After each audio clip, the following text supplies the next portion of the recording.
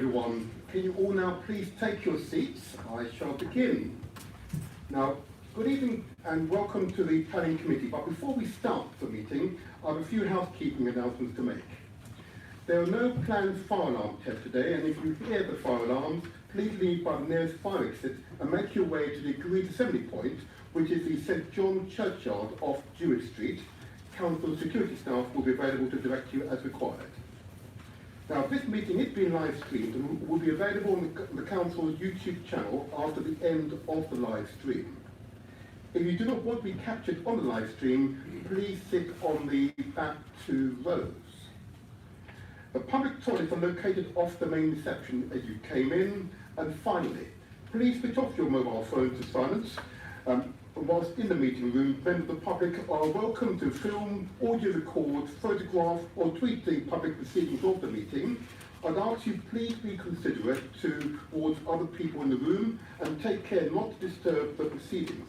And if you are filming the meetings, please do not film the audience. Now, the code for access to the Council's website, or Wi-Fi even, is visible on the screen behind me. There you are. Now, during the meeting, members of the committee will not access the internet except as it relates to the official business of the meeting, send or receive emails, text message, or tweet the business of the meeting. There we go. I will now begin.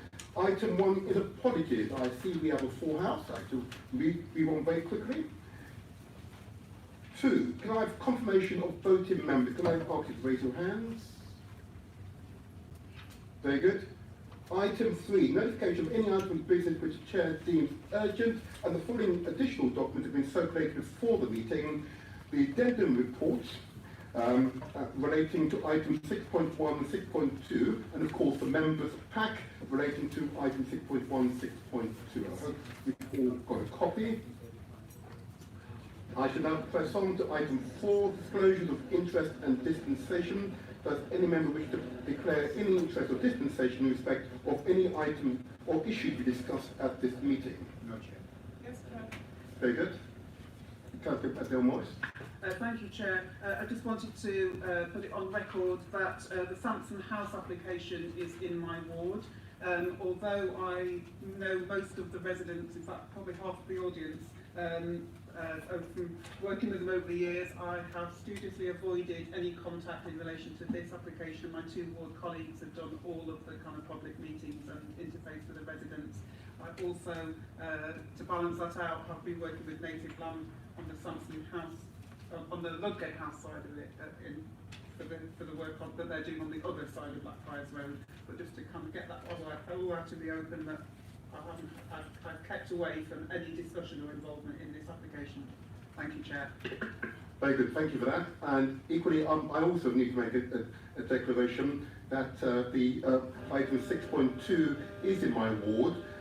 I have made that public announcement in the past, and I've had direct contact with both the applicant and others. So at that point of the meeting, I will not share the meeting. I'll hand over to my great esteemed Vice Chair, Councillor Catherine. I trust that's satisfactory. Thank you. Thank you. I should now move on to item 5. This is pages 1 to 3 of the agenda pack. Can we approve as correct record the minutes of the meeting held on the 14th of January? Green. Very good, thank you very much. I shall sign it as well. Item 6, it is the development management. The next item of business concerns the determination of planning applications, and I would like to remind everyone of the committee's guidance and conduct for business. Officers will present the report, outline their recommendations, answer questions raised by the committee. If present wishing to speak, the following may then address the committee for no more than 3 minutes each. A spokesperson representing any objector to the object of application. And by now you need to identify ideally a single spokesperson. If more than one objector wishes to speak, the time will be divided accordingly between you, but you have a maximum of 3 minutes.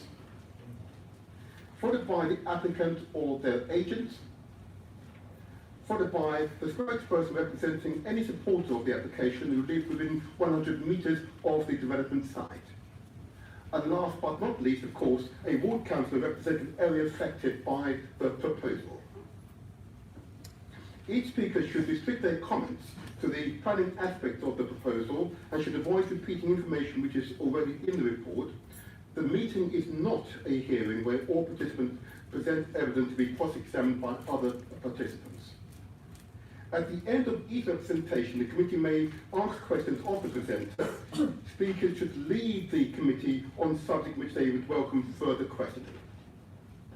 After receiving all submissions, the committee will debate the application and consider the recommendations. This is a council committee meeting which is open to the public, and there should be no interruptions from the audience.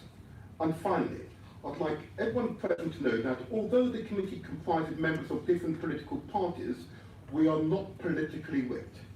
Our decisions are made in accordance with the Council's planning policy and based upon the information contained in the relevant report, together with the consultation responses and any further submissions made today.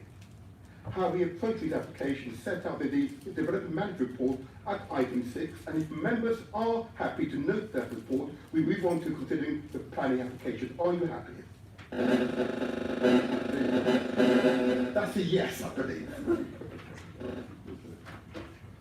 Okay. I now move on to item 6.1, which is Sampson House, 64 Hopton Street, London, SE1 9JH, and which the court members pages 8 to 146 of the agenda pack and pages, and of course the relevant pages in the addendum report. Can I ask the officer presenting the report to introduce herself and indeed make your presentation? Thank you, Chair. My name is Yvonne Lewis. I'm the manager of the Strategic Applications team within the Planning Division.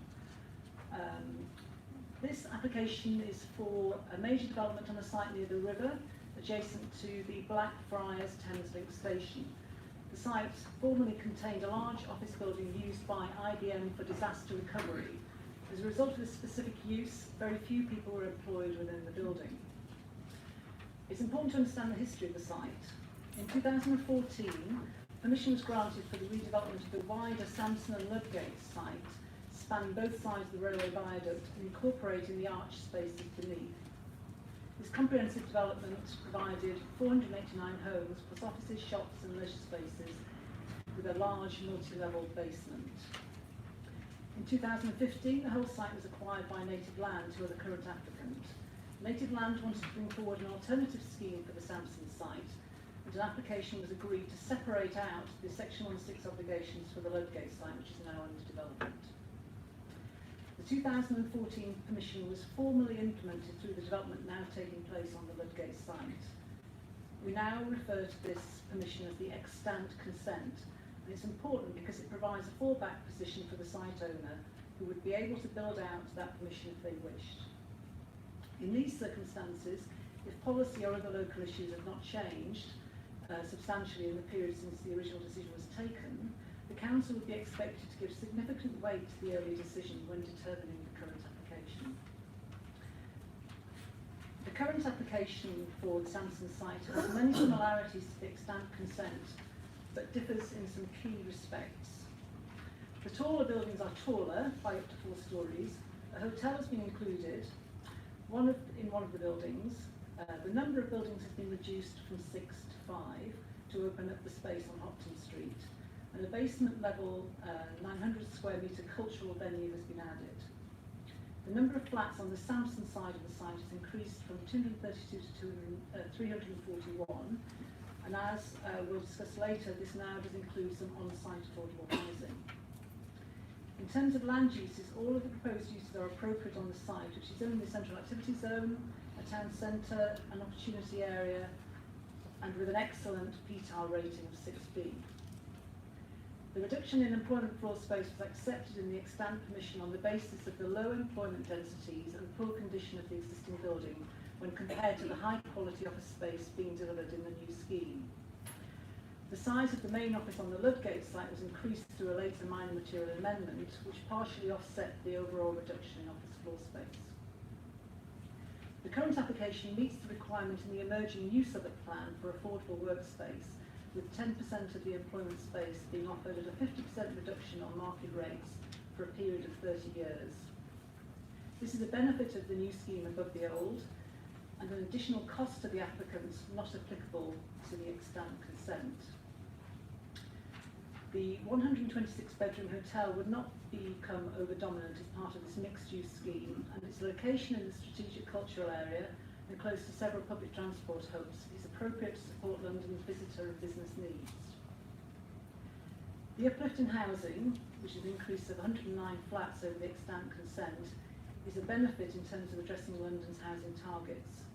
The quality of the housing is very good. The flats are large and well lit, with good quality amenity space, including residents' communal space within the buildings, and the proportion of dual aspect flats is high.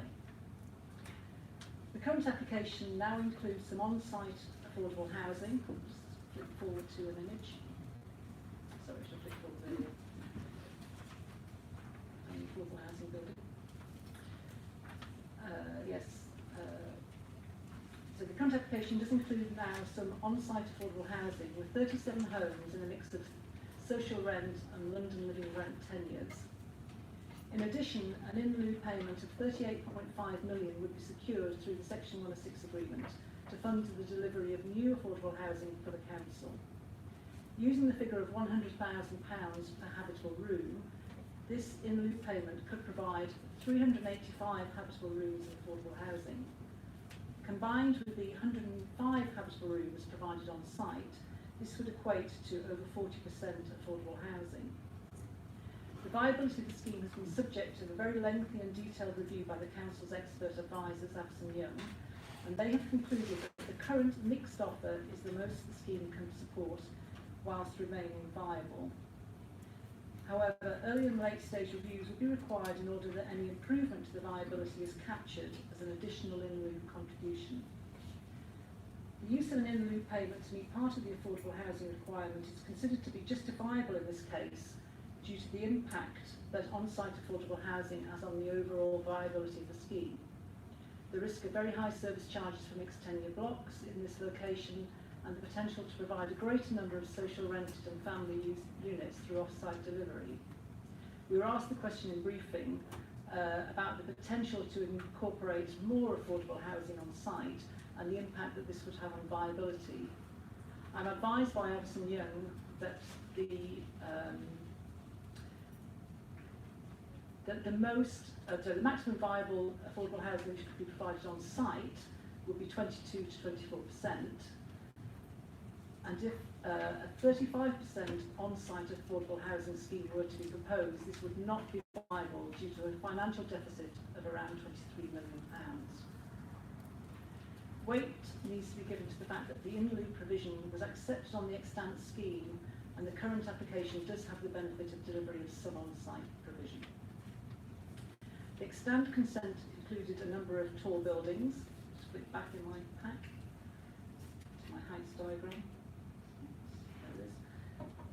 The location is identified in the core strategy in Blackfriars Road SPD as a place where tall buildings are appropriate and can mark the bridgehead approach to the city.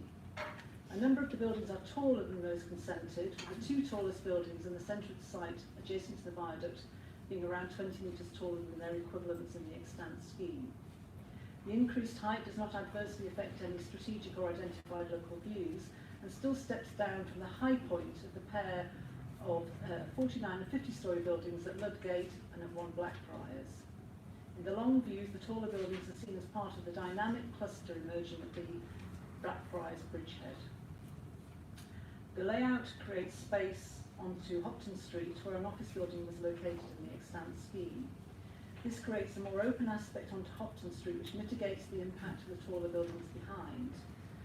Whilst you'll see from the report that the impact on daylight and sunlight were the focus of many of the objections, when compared to the extant scheme, the additional impacts are minimal, using the extant scheme as a benchmark.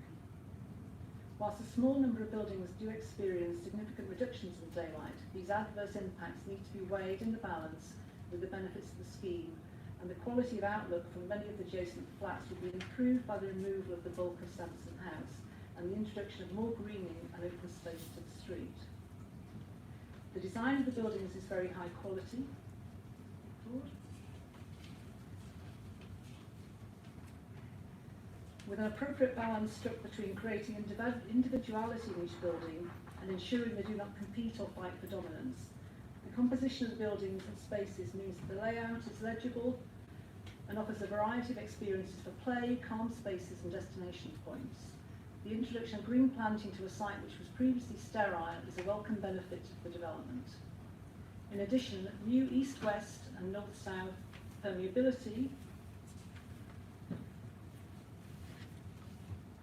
pedestrian routes through the site creates new opportunities for permeability to a large urban block which currently blocks movement in either direction. The development would continue the enhancement of the river walk set up by the Ludgate development.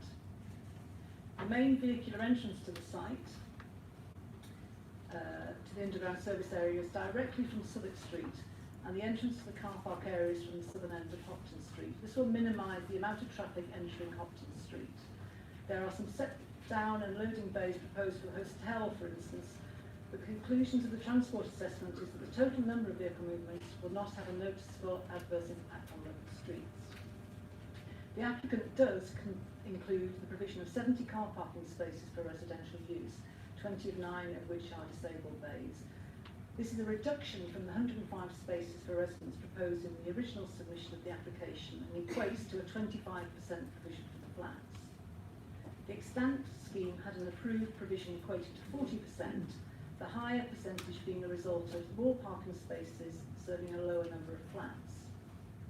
In an area with the highest level of public transport accessibility and with an easy walking and cycling distance of central London, the council would normally expect to see a development here being largely or totally car-free. The applicant has declined to reduce parking any further. On balance, and giving weight to the higher provision in the extant consent, it is recommended that the level of car parking provision alone would not outweigh the other considerable benefits of the scheme in order to justify refusal of the scheme in its entirety. Paragraph 13 of the report lists out the issues raised in the 79 objections. You have one more in the addendum report submitted, and further information is provided about the substance of these objections from paragraph 327 onwards. I would also draw attention to that last objection in the addendum, and also additional letters of support. The matters raised, and the most frequent of which are daylight and sunlight, traffic and amenity, are set out in the report, and although they are fully acknowledged, the degree of harm caused is not considered to warrant refusal of planning permission. The submitted environmental statement was assessed by experts on the council's behalf and did not identify any issues which could not be addressed by condition or other forms of mitigation. The energy strategy is sound, and as well as on-site savings would contribute to the Green Fund. The development would contribute over 9 million in Southwark Sill, as well as payments for play, public transport, public realm, as set out on page 74 of the agenda. Street works would additionally be secured through section 278 agreement with the council's highway authority. And so when all of these matters are considered, it is recommended that planning permission is granted, subject to conditions, referral to the Mayor for London, a section 106 agreement being completed, and subsequently notification to the Secretary of State of the environmental statement. Thank you very much indeed. Are there questions on the report? I want to keep the questions relatively minimal because it's always really useful to hear from the objectors, the applicant and supporters. And I suspect that then we'll have more substantive questions on the report. If there are technical questions on the report as opposed to the detail, okay. Thank you. Thank you for that. I submitted, as you know, a question a little earlier, which I'd like to see if you could respond to. My question was so there is an in-lieu payment of £38.5 million against this development in order to compensate for the lack of affordable housing.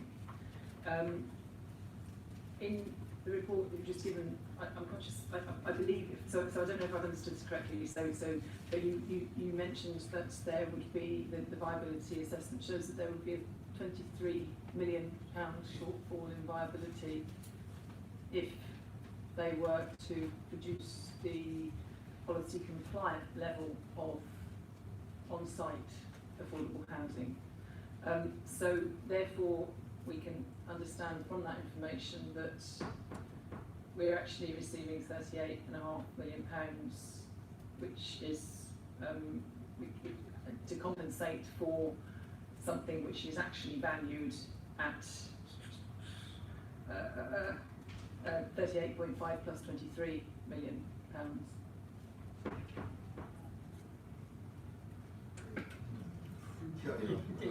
I knew that was going to happen. Yeah, I know. It's hard to handle that, but of course there's a lot in there to unpack. And I'm wondering. 61.5 million pounds. Yeah. I'm wondering. Forgive me, Councillor. I'm wondering, and forgive me, Officer, if that particular question could be directed to the applicant.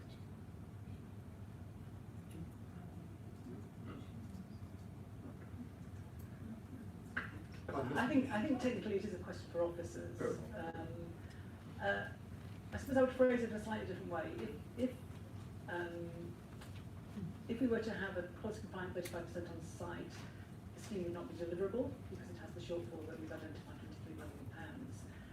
I suppose I wouldn't necessarily look at it in the way of saying that it is the 23 plus the 38, because obviously if it was on site, you would be getting the units on site. The 38 would be an irrelevance because you would be getting the advantage of the units on site, so it would be a slightly different metric. When we asked the question, what would be the most that the scheme could viably support on site, the answer, as assessed by our experts, was somewhere between 22 and 24%. So when we look at the affordable housing question in the round, what the question suggests is that it is legitimate to go off site or through a payment if that gives you a better overall outcome. And we would suggest that better overall outcomes are a combination of pure numbers, more affordable units, then being able to be delivered as social rent because they would come through the council's programme, is therefore then having full control of future things like service charges, and also being able to dictate a mix which meets our defined housing needs, because the report says that in this area the requirement is only for 10% 3-bed family units. So if we were to have affordable housing on site, that would be what the applicant would be obliged to deliver in terms of the mix. Coming through our housing programme, clearly we can deliver family units if that is where we assume that the greatest priority lies. We could hold. I know there's a follow-up, and it'd be interesting follow-up on that one. Can I ask, just encourage you to hold for a moment? I want to come back to that question later on. Okay? I think sure you can definitely come back to it. Then. That's all fine. Hi, I'm sorry if I should know the answer to this already, but with the extent approval, what was the height that the buildings on the Sampson site were going to go to, as opposed to what's been applied for with this application, and its impact on sunlight and daylight on neighbouring buildings? I think it says in the report that the tallest of the buildings on the Sampson side were 30 stories. Is that right? Yeah. So we've got 4 additional stories on the tallest of the buildings. I think 3 of the buildings get taller by in the region of 20 metres. 1 gets taller by 1 story. 1 gets a bit shorter. The tallest buildings were always going to be on the Ludgate side, on either side. Basically, the tallest of their buildings falling up. Yes. Right. Well, from the repair with the 1 Blackfriars Towers, I mean, the tallest on the Ludgate site was 49 stories. So these were always stepped down, and they continue to do so, but obviously by a lesser extent. And because obviously with the objections about some of the... Daylight and sunlight are not purely a function of height, but also position and spaces between buildings.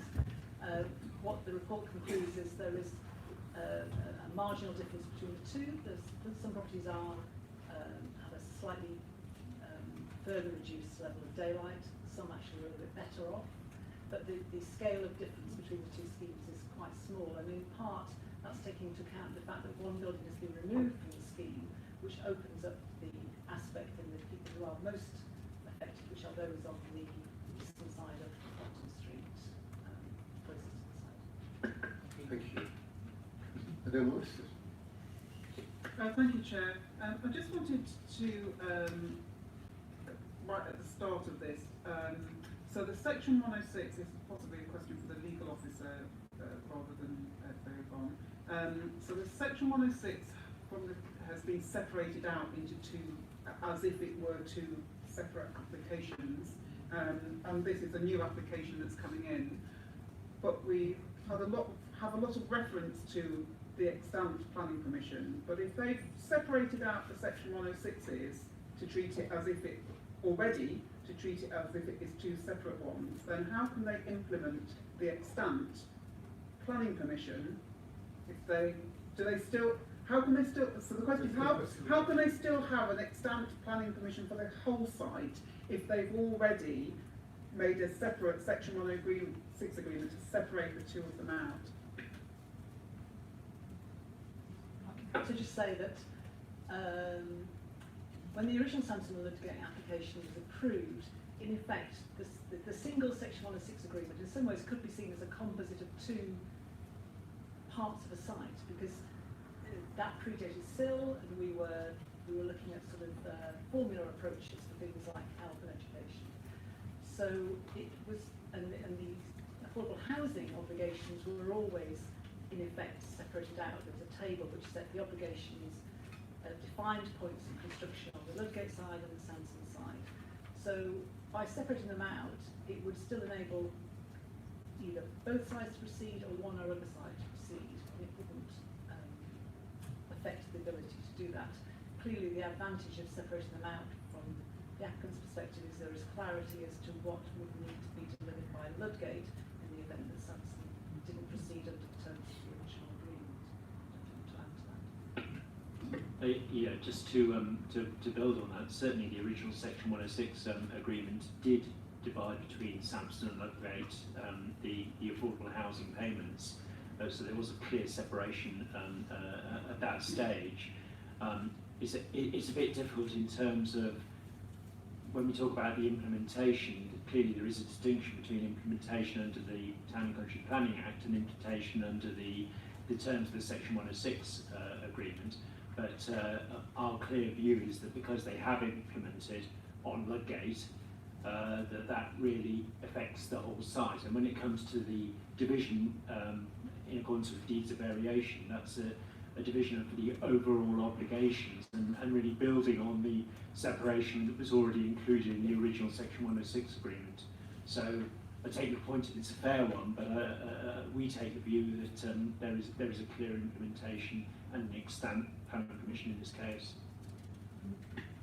Can I just clarify as well further to that? So I think native land has the whole site, but the two separate sides are separately financed, or it's different companies. So that's still, that doesn't matter. That still goes across the two, does it? Even though they're separate companies on each side. Yeah, there are two separate companies. One's Sampson House and one's Ludgate House. Neither of them are UK based, they're both offshore. So there is a distinction there. There are some obligations which actually affect both sides, and that's something you may want to ask the applicant about as to how those will be delivered, bearing in mind that we're only considering the Sampson House application, which is a completely separate company. But overall, yes, native land have an involvement. I think it's a relatively small one. They don't actually own the whole site, they own about 10%. And there are other offshore companies that are concerned overall. Thank you. Are there further questions? Councillor Rose. A quick one on clarification in the report on the number of car parking spaces. I know in the application it refers to a basement car park of 107, but I've also seen reference to a reduction to 70. And if you could just clarify whether that is, it doesn't relate to the 29 disabled, making them 107 because it doesn't add up to the same number. And you mentioned in your narrative that officers have gone back to the applicant, but the applicant was reluctant or refused to engage on a further reduction on the car parking spaces. Could you just clarify the latest position in relation to car parking spaces for this that we can consider tonight? Yes, the application that you're being asked to consider includes 70 spaces for residential use, of which the 29 are within the 70. As submitted, the application had 105 residential spaces. The applicant was willing to reduce that from 105 to 70, but not willing to make a further reduction. We've talked about the neighbouring scheme Ludgate, and I just wondered if you or any of the traffic officers can look at the net total then of the two schemes side by side in terms of whether or not this reduction does reflect an appreciation of the context of both sites and their location, whether then maybe if the Ludgate side actually proportionally what their parking ratio is, whether that's comparable or whether it's actually better or worse than this one. Do you mind if we come back to you on that one? I've got Terence and Alex looking at that. We'll come back to it later on. Right? Yes.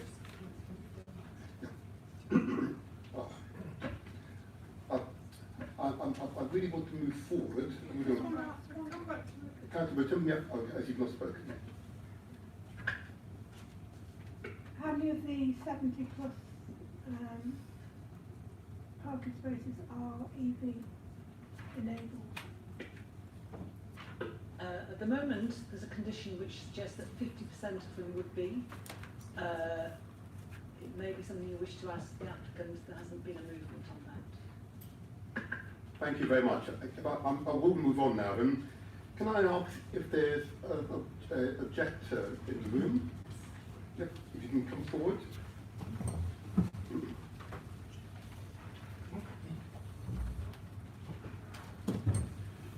Now, before you say anything, when introducing yourselves, please bear in mind that the meeting is being live streamed via YouTube, and please only give your first names and the block or street that you live, but not the exact address, okay? So you can maintain your independence, as it were, okay? Can I take you from left to my left to right? Introduce yourself, please. Introduce yourself. If you could use the mic, for the live stream. There you go. My name is Michael Shield and I'm representing the Hopton Street Redevelopment Group. I'm Rita, representing Hopton Street Redevelopment Group, and I live in Bankside Lofts, immediately adjacent to the development. I'm John and I'm also representing Hopton Street Redevelopment Group. I also represent the TMO of Falcon Point. Hello, I'm Julia. I'm also part of the Hopton Street Redevelopment Group. I live on Hopton Street. Very good. Very good. Who's your spokesperson? I'm the primary spokesperson and John is a secondary spokesperson. Between us, we'll try and split the 3 minutes. There you go then. In that case then, I will alert you when you have 30 seconds remaining. You may now begin your presentation.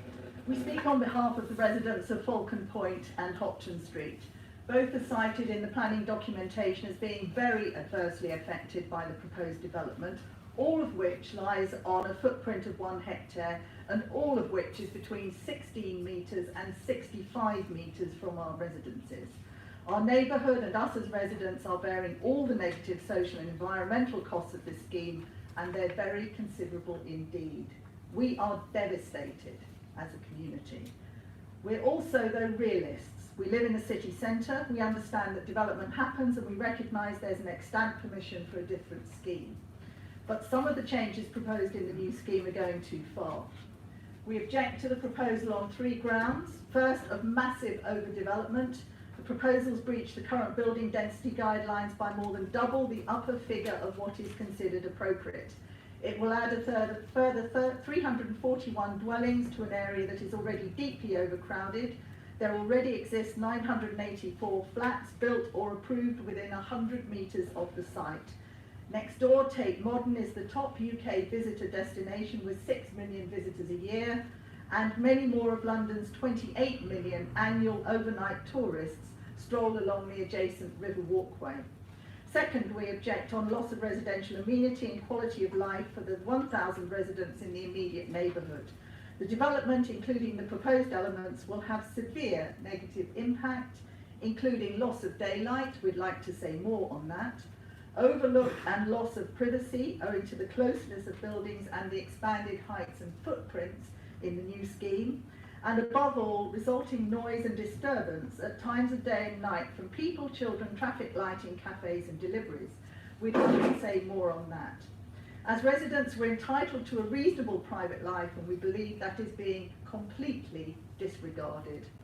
Our third objection is lack of attention to health and safety. This relates to the relocation of the playground adjacent to Hopton Street and to the narrowness of the spur road to Blackfriars Station.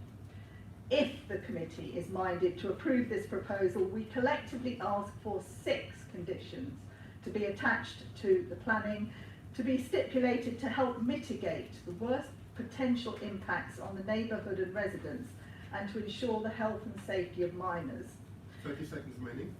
Those are the formal, and I'd like to speak to all of these later on, that the formal Bankside Yards Consultative Working Group is conditioned, that the proposed basement level for most but not all vehicular access to the site is conditioned, the playground location is moved to within the body of the proposed development, the main multi-level cultural space is conditioned as D1, not as D2, and restricted to hours of 9 to 5 p.m. The time is up. The time is up. Thank you. And we have a point about building facade. Please turn off your mic, please, for a moment. I suspect that Councillor Two may have a comment to make. You mentioned you had some extra things you wish to say. That's very kind, thank you. We said we had 6 conditions. I mentioned 4, there were 2 more, that the taxi requirements are serviced by the existing large taxi rank less than 100 metres away outside Tate Modern. And in order to avoid extremes of reflected sunlight into our residences, we ask that the building facade materials on all of the 4 SH4, 5, 7 and 8 are agreed by the Bankside Yards Consultative Working Group, which is a working group comprising the developers and residents' representatives with an agreed terms of reference. And we're asking that those surfaces are brought back to committee and also approved by that working group. And as I said, we would like to expand on all of those points, please. Thank you. You must forgive me. The points you've just raised, your remaining points, were they previously submitted to the committee? Were they previously brought to our attention? No, we've taken, the points have not been brought to your attention. We understood we had this time to object. I suppose, not only just for yourself and others, we can see that much information, my phone maybe, someone else, your phone maybe, if we can receive as much information, particularly your very useful the key points, in advance, we are in a much better position therefore to respond well to them. Okay? But it's fine. I know committee members will now ask follow-up questions. Can I invite committee members to ask questions? I'll take Councillor Ryan and Councillor Ademos. Yeah, just thank you, Chair. There's a lot there to try and take in. I've taken as many notes as I could in my rush. Perhaps I just start at number 1. You talked about overdevelopment compared to the extant approval. Can you perhaps tell us a bit more about that? How much more overdevelopment do you see this application being as opposed to the extant approval and its impacts on your daily lives? Let me start and then one of my colleagues will also respond. We've already heard that the number of flats in the proposed scheme exceeds significantly the number of flats that there were within the extant scheme, and indeed that the heights of the 3 of the main towers have been increased. The heights increased between 10 and 17 metres. We feel that this overdevelopment in that sense leads to a significant impact on loss of daylight and skylight, and we also feel that the overdevelopment in terms of the cafes, the hotel, the very large cultural space, the underground cultural space, and so will lead to a very significant issue around noise and greater use of that space, and we are so closely adjacent to it. But I will hand over to my colleague. We were referring to the matrix which determines the number of habitable rooms per hectare, and we understand that the guide for this particular site in this location would be somewhere between 650 to 1,100 habitable rooms per hectare, whereas this is twice that. And therefore, that's how we suggest that it is overdeveloped. No, I'm just going to supplement on that one. Yeah, I understand the habitable rooms per hectare guidelines are going to be removed from the new Southwark plan. It's to do, the thing with a hectare, it's two-dimensional, whereas obviously we're building the building up, so the higher you go, the more rooms per... Sorry, Councillor, can I... Yeah, sorry. We'll take care of the explanation later. All right, okay. I'll leave it there. Very good. Councillor Wallace. Thank you, Chair.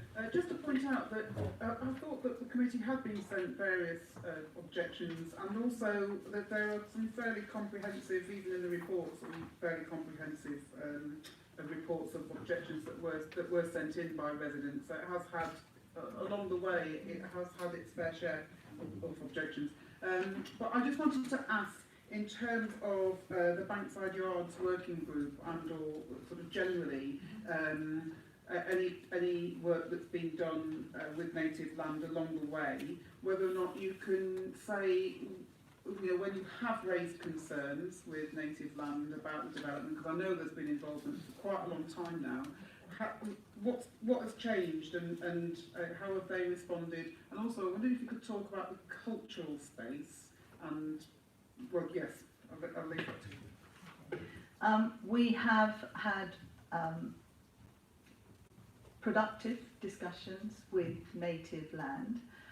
As yet, as far as I'm aware, nothing has particularly changed. But in those discussions, we have both parties agreed, and the discussions were brokered by, very helpfully, by Councillor Chamberlain. And in those discussions, we have agreed going forward some formal terms of reference for a consultative working group that will enable the residents to have a timely, serious and regular engagement with the developer in order to help mitigate some of the details of the plans as they develop over 5 years. So, for example, the surfaces, so that they are not skateboard friendly, the lighting, so that the lighting is not glaring into our eyes, to have consideration of the surface cladding of the buildings, such that they provide reflective light but not glare into our spaces. So that consultative working group has been set up, the terms have been agreed. It would give the residents enormous feelings of more security if that can be conditioned as part of the planning approval, because we think it gives us at least a reasonable input into the details, small details which can dramatically affect the quality actually of our lives on such a very dense development site. That's not just details around how the plan develops, but it's also details about the in-use management of the site subsequently. And the cultural space, I just wondered if you wanted to talk about how that has evolved, your understanding of why it's there, how it's evolved and what the response has been to the residents' concerns, particularly around that. We understand that a number of cultural spaces are now being proposed in the arches and also the 900 square metre multi-level space underground. We have no objection to the proposed use of the arches space. We think that's very good. We do object to the large multi-level underground space. This is going to be a hugely dense residential area once the new buildings are built, Ludgate House and all the surrounding existing buildings. It has a quiet, reflective feel at the moment with Tate Modern, which is an art gallery. We know there's going to be a lot more noise and disturbance during the day from offices, cafes, people coming from the walkway into this space and so on. And we are asking that underground, large underground space does not become a space for noisy evening events every evening of the week, whether it's cinemas or concerts or whatever it is, but that it is designated as a D1 space that better suits the more reflective nature of the neighbourhood, with Tate Modern on one side, and there's also the other art gallery that is adjacent to the river as well. And we think that will help give the residents some peace and quiet, at least, within the evening time. And we'd further like to see that space designated as available for use between 9 a.m. and 5 p.m. So a D1 designation and 9 till 5. Thank you very much. Councillor Claire Simmons, and I'll go to Councillor Barry-Harvers. Thank you, Chair. Rita, you mentioned in your presentation one of the conditions, one of the 6 conditions that you outlined, one of which was around the materials and the facade of the proposed buildings. Now, at the moment, having read through the report, there are a variety of materials to introduce sort of uniqueness to the buildings and individuality and a bit of creativity, I dare say. So the notes that I've made from that prior to your presentation was stainless steel, and you said that you wanted to be consulted on it to reduce and have a say on reflective materials, use of. But I've made a list here: stainless steel, bronze, copper, which suggests to me is a more sort of a muted material, cast stone masonry. So they're only stainless steel I could potentially anticipate would have a sort of reflective quality. Would you like to sort of say what's your view on the materials that have already been proposed? I think it's rather difficult for us to say because we're not experts. So what we're asking for is that if the consultative working group is conditioned, we're asking that that group has an opportunity to look at the materials, to see samples, and that the local residents also have an opportunity to see samples. Our concerns are, this is 3 very large buildings up against our block, which is 6 stories high, rising in places to 10 stories high. We, in that space, which is east and north facing, we like to see materials that introduce light, that are not dark, but also materials that do not adversely introduce glare. So we are worried that there have been some examples with use of stainless steel, for example, where the focusing of sunlight and the facades that would be covered would be east facing, so they will get the rising sun. We're just concerned to make sure that they don't focus the sun and produce unhelpful glare into buildings. So again, it's a matter of, I think, consultation, but also for that to be recognised within the conditions, that glare, unnecessary glare is taken into account. But we do like light. Sorry, can you just turn off your mic, please? I'll go to the next Councillor Barry-Harvers. Thank you for your presentation. My question contains 2 elements. You said that one of your key requests was to do with relocation of the children's playground, and perhaps you could explain a bit more about that. And also, I think you mentioned this potential of the public realm area attracting skateboarders, and did you say that you wanted a condition that could help prevent that? Let me start. Are my colleagues happy for me to keep talking? Are you sure? Okay, this is a group activity. I'm just the mouth. The new proposed site of the playground is adjacent to Hopton Street and at the junction of the spur service road off from Hopton Street to Falcon Point buildings. And we believe it opens unnecessary risks of air pollution, road safety, and distance from security support for children using the facility. And the facility is designed for children aged 5 to 10. There are other locations within the body of the development where such a facility could be sited to minimise all those risks. The extant planning permission has the playground sited within the body of the development. And as you know, air quality, especially for young children, is increasingly recognised as a major issue in terms of health during childhood and health in later life. Road traffic is a major source of air pollutants. Hopton Street will continue to take all the service and delivery vehicles for commercial premises along the river, including the heavily used pub, and for Falcon Point, for Bankside Lofts, for Neo Bankside, and for parts of Tate Modern, as well as residential traffic for all 3 existing blocks, and the taxi traffic for the proposed hotel. Hopton Street will be a one-way street, taking all the traffic coming into that space. These vehicles will pass within metres of the playground in its proposed new siting. We know young children tend to run towards playgrounds when they see it. In this case, children coming from the large area of visitors to Tate Modern and along the walkway will be running across the road into that playground. That may be exacerbated even further as we move towards electric vehicles, which of course are much quieter.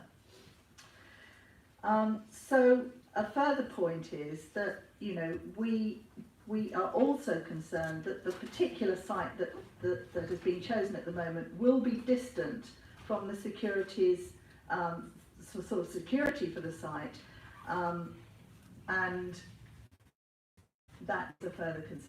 The health and safety around air pollution, its risk of being run over in terms of the nearness to the road, and it's also the distance from central security in case a young child did need help, and we believe it can be located elsewhere in the facility. Regarding the skateboarding's potential solution? Well, I think this comes down to the bigger issue of disturbance from noise generally, and skateboarding is just one example there. So I think there the importance is that the collaborative working group has teeth and can act. So I would expect under those circumstances the residents to be talking actively with native land to say we want to avoid in those surfaces skateboarding. It is a problem along the road there at the moment. And for native land then to listen to that and to take that up. So there's a number of issues like that, and that's why we are very pleased to have that agreement on the consultative working group, as we believe in good faith that native land will work alongside the local residents. And of course, key to that is the management plan, which native land will submit in due course, and so then we can be involved in how that evolves and picks up precise issues. Turn off your mic. Turn off your mic, please. Councillor, I think, Catherine first of all, yes. My question was about playgrounds. Thank you. Councillor Soames? Thank you, Chair. Could you just elaborate, what was it you were saying, again, going back to your list of conditions around the use of the taxi rank? And also, can I just ask you about the proposed cultural space, subterranean basement, isn't it? Basement for culture. Would you not be satisfied if it was considerably soundproof to have a cinema or some other type of activity there? Would that not, would you not suitably? It's not the activities in the space per se, it's the number of people using the space on a nightly basis and exiting past the residences, and they will be exiting one way or another past all of the residences. Right. And that, in terms of additional extra noise on a nightly basis late at night in a heavily residential area, we think is wholly inappropriate. Right. So that was that So point. right, that's, I'm glad you clarified that, Yeah. thank you. And the taxi rank? Right, well, let me just give a few seconds background on this, which is that under the scheme that's being proposed, much of the regular delivery traffic to the particular new proposal goes underground from Southwark Street into the basement of the proposal. We think that is really important because it will remove additional traffic from Hopton Street. So one of our conditions is we would like that proposed basement level for most, but not all vehicular traffic, to be a required condition to make sure it actually happens and we don't subsequently see all of the deliveries and all of the other stuff that's servicing this major development all pouring down a narrow street called Hopton Street. The taxis are different because the taxis are there in a sense to serve those who are I don't know, visiting the shops or using the hotel or whatever. We understand the taxis will need to use the Hopton Street access route, but there is a very large and effective taxi rank 100 metres away, less than 100 metres, outside Tate Modern. We therefore would want to see, and again that's a condition we'd like to see, that we do not introduce more taxi bays, do not introduce taxi bays full stop onto Hopton Street, and that the taxi rank around the corner is actually used. There is also taxi allowance for taxi standing outside the hotel as well, and I think that needs to be very carefully considered. Thank you. Are there further questions? Councillor Newlands. Sorry, could you just ask you to clarify that? So as residents, you are accepting that there could be a taxi rank outside the hotel, but you're asking that it would not, there wouldn't be one outside the residential blocks? Our strong preference is that the taxi rank that is used is the one outside Tate Modern, which has 8 bays. It's a large taxi rank, and it's well established and not, you know, it's across the other side of the road from any residences. And we definitely feel there should not be taxi bays in Hopton Street because of the narrowing of that, but also because of the noise disturbance day and night as people are getting in and out of taxis and banging doors and so on, right next door within a few metres of residences. And our preference is that there is not a taxi rank outside the hotel itself. You want to say further? Only that in the future, hopefully, that such services can be called as when needed and on demand rather than hanging around. Often 2 taxis waiting will end up with 4 taxis waiting, and so it builds up without proper control. So hopefully those sort of things can be dealt with more swiftly in the future. If I may ask you again, you've very well presented your concerns.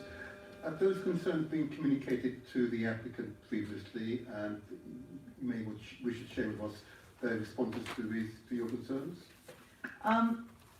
As I think one of the councillors, Adele Morris, said, these concerns are doing nothing more than summarising the concerns that the residents have raised in their objections.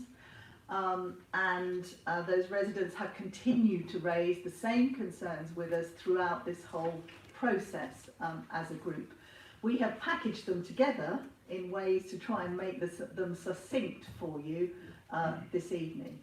We have had some conversations with the applicant around some of these issues, but the applicant has made it clear that discussions can only take place as part of that consultative group once the planning consent is in place.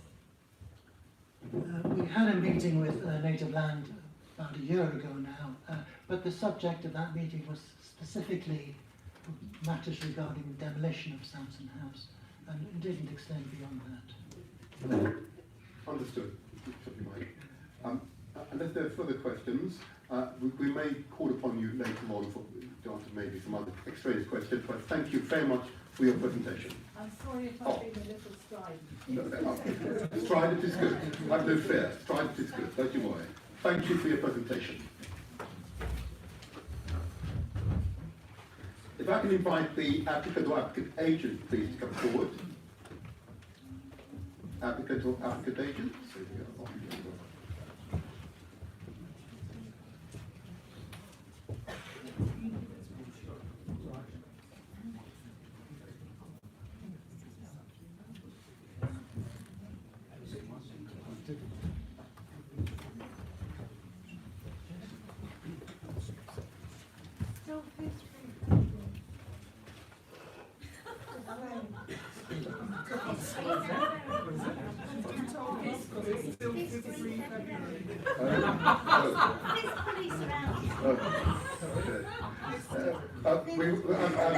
Councillors, thank you. That's it. It's very distracting at the moment. Can I first of all invite you? Please to introduce yourselves. Then I'll ask you who is your spokesperson, and I'll then talk about the timings you have. Please introduce yourself. My left to the right, please. Please use the mic. Jim Poole from DP9 Planning Consultants. Andrew Locke from Native Land. And Lee Parsire from PLP Architecture. And Luke Emerson from DP9. Very good. Who's your spokesperson? Very good.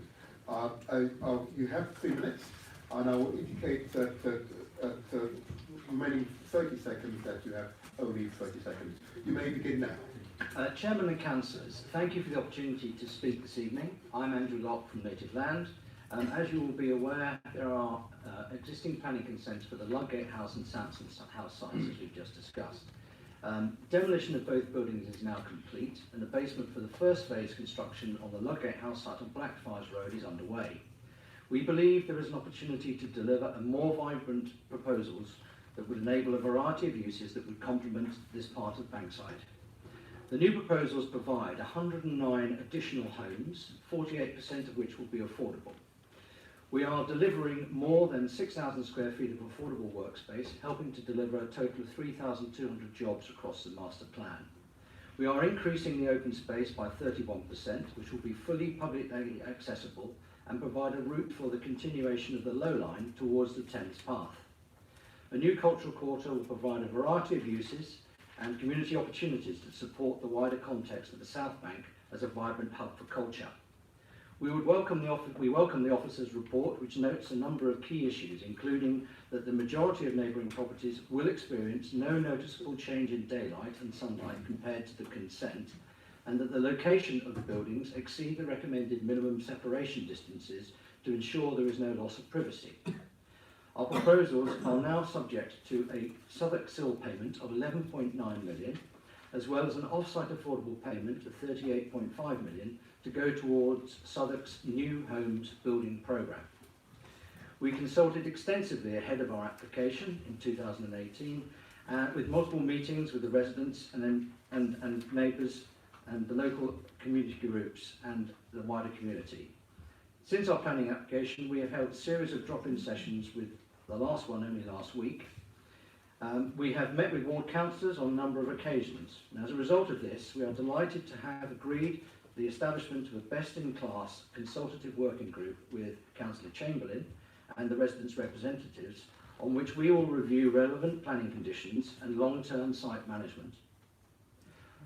Although this falls outside our planning application tonight, we have worked continuously with the borough and the councillors to respond to issues as part of our commitment to play a positive role for the long term. For example, we have prepared and signed a legal agreement with the council to ensure the delivery of dedicated facilities for the LGBT community following the closure of the Pulse nightclub. We firmly believe our proposals will deliver a progressive and vibrant future for the site, and we would welcome your support. Thank you.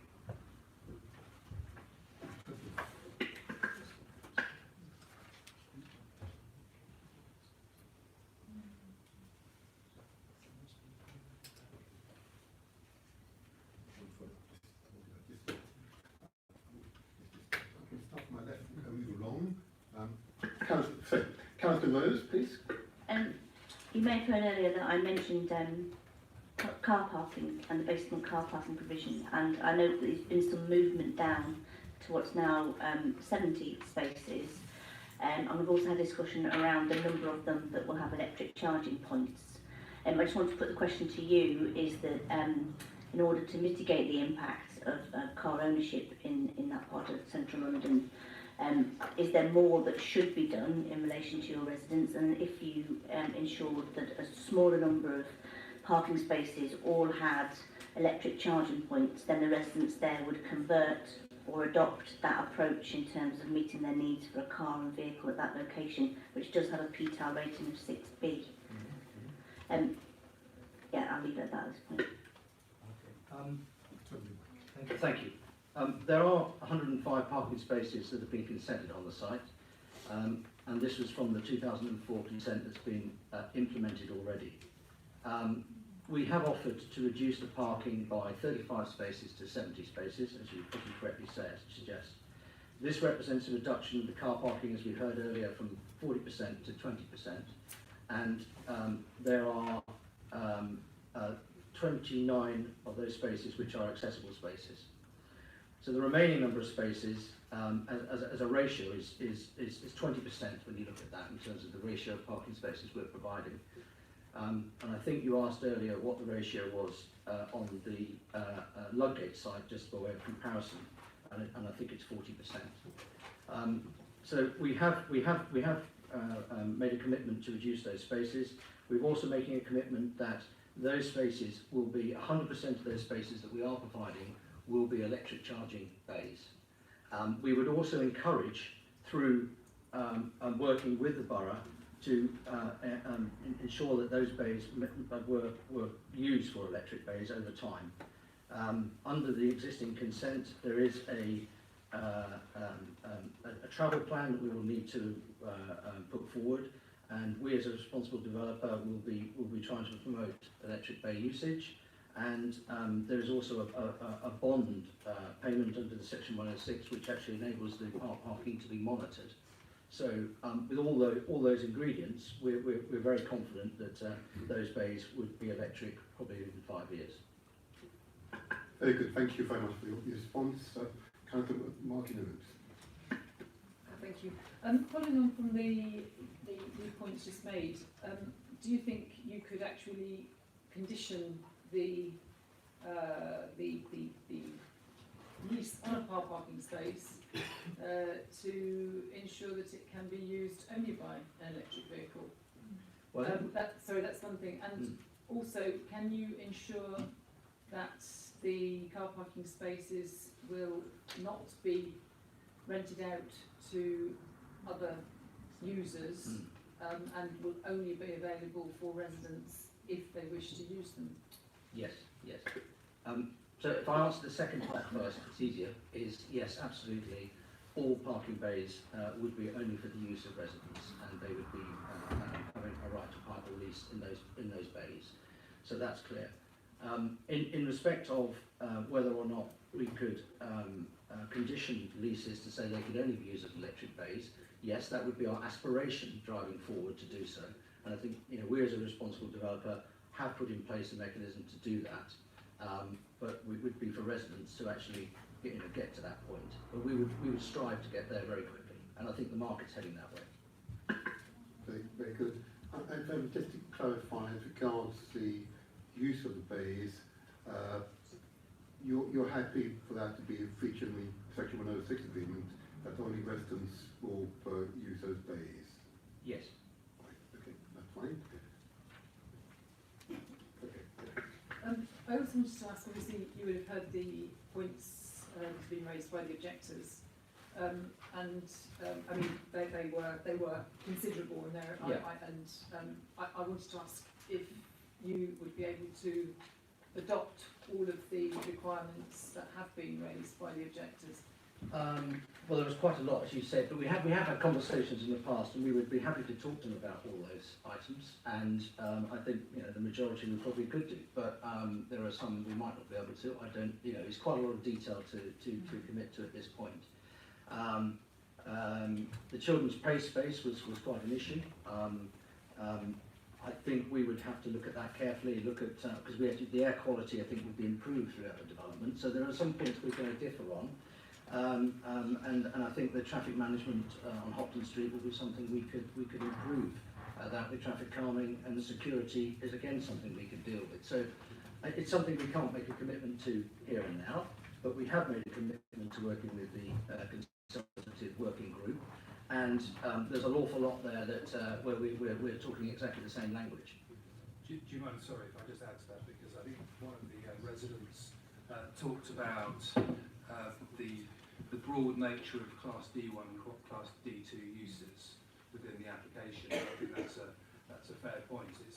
They're very broad use classes. The intention is for the space to be a cultural space, and with that in mind, we might be able to have a separate conversation with your officers about the precise definition of the D1 and the D2 uses, because it could range from a gymnasium to a place of worship, if taken literally, and then there's probably a separate conversation about how one defines the cultural space.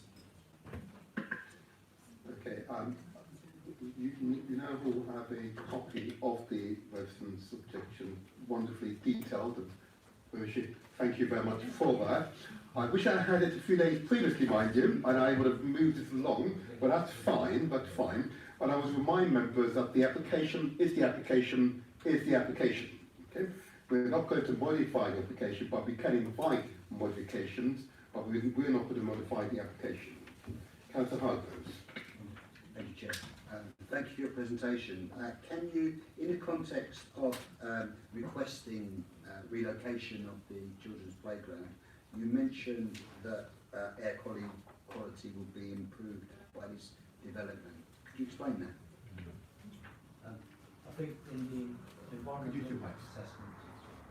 Sorry, beg your pardon. I think is that not the conclusion in the air quality section of the environmental statement? I think it is, isn't it? Sorry, Jim. I'll try and answer that question. I think there's in the analysis there have been comparisons back to the previous position and the base position, which is the planning consent. I think what Andrew was saying is that when you compare the proposal with the previous consent, the air quality is improved, albeit that's relative. I think I suppose the point that we would make is that we believe that it's an appropriate location for the play space. We wouldn't be promoting a play space in a location where we think that it could cause the occupants harm. If you want a more detailed response to that, we have the architect here who could explain why he feels it's a good location for the play space, but because it was an integral part of the design. Thank you.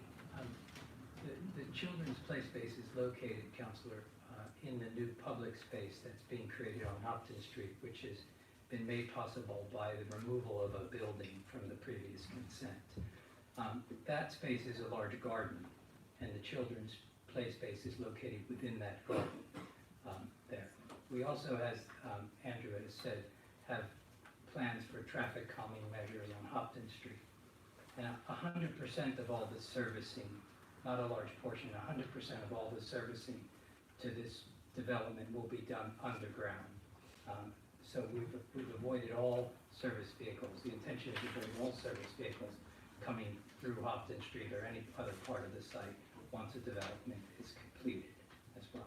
So it's in a lovely garden. It also happens to be overlooked by a number of the buildings, which in terms of safety and well-being of young people is a very important aspect that play spaces are overlooked. So, thank you. Thank you for your response. Councillor Damien O'Brien. Hi, and thanks for your time.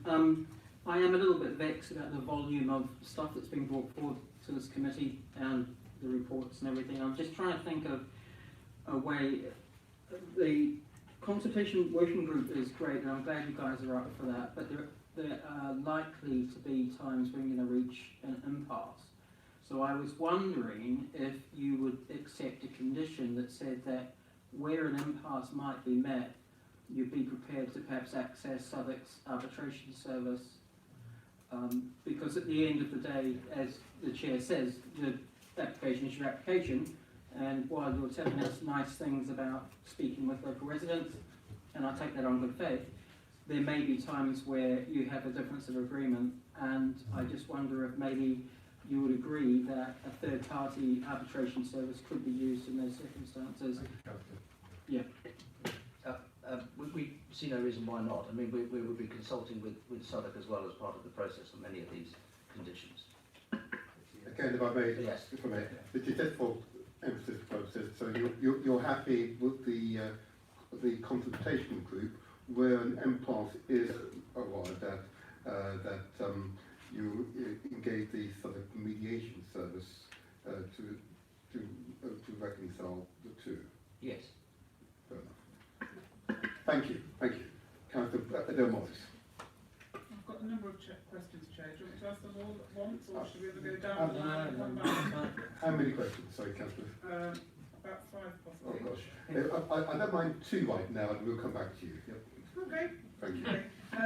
I just wanted to revisit. So, Yvonne, could you get page 13 of our picture up, if you would, please?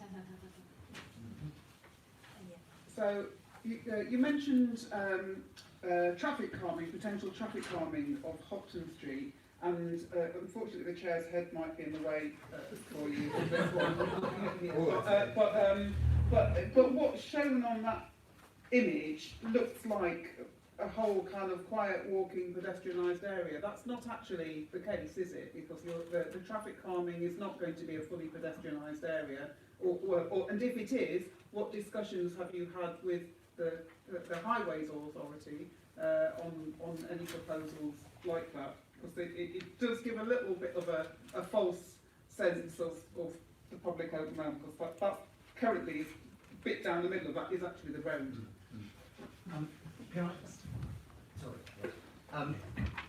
The existing consent has Hopton Street going to one way, the same as this scheme does.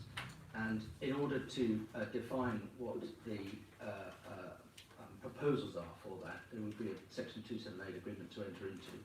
Those discussions haven't started yet, and they would be dealt with as part of that process. So we haven't got, but it would be a shared space in many cases. The traffic would be able to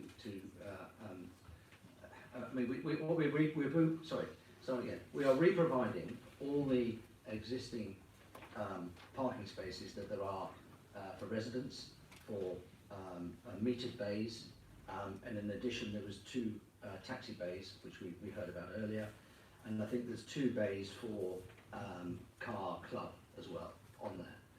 All of that would be accommodated within, and there's also a cycle route to go through as well, a pedestrian route, and the traffic going to one way, and it would be heavily landscaped.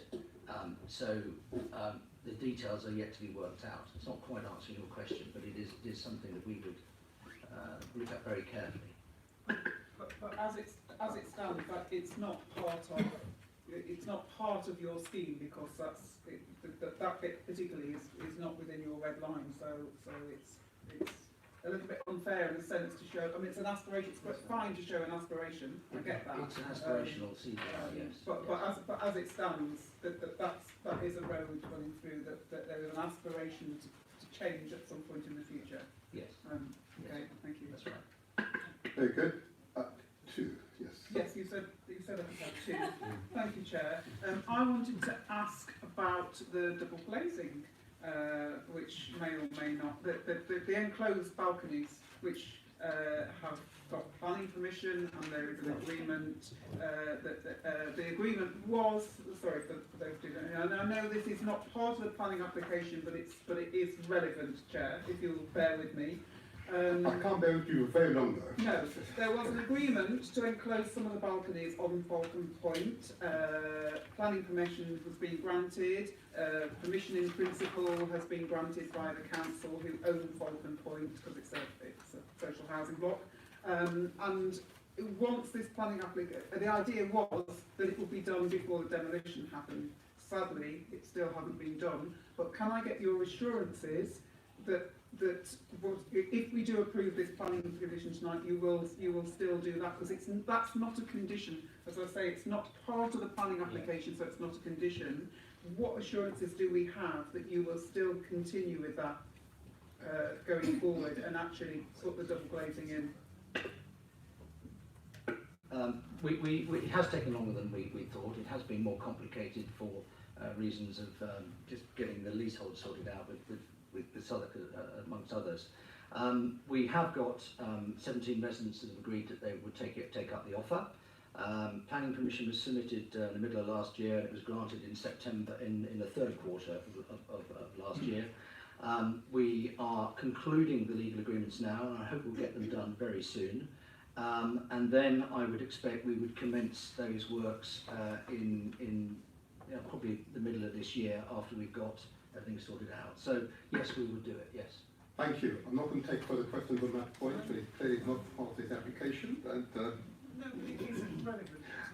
it is not a part of the application, but I'll push on, because I'm conscious of time. Councillor Soames. Thank you, Chair. Mr. Lott, you heard my colleague raise a question, and I think he read it somewhere in the report that you've got a desire to improve the air quality. And I welcome the fact that from a question raised to you earlier on in this evening around the electrical charging points, that you are now prepared to introduce 100% on the 70 spaces that you have agreed to, and reduce that from the 105. But I still sense a bit of resistance. From your own admission, you said that that is the way in which society and the wish for, in fact, for the government to work towards improving the air quality and reducing our carbon emissions, etc.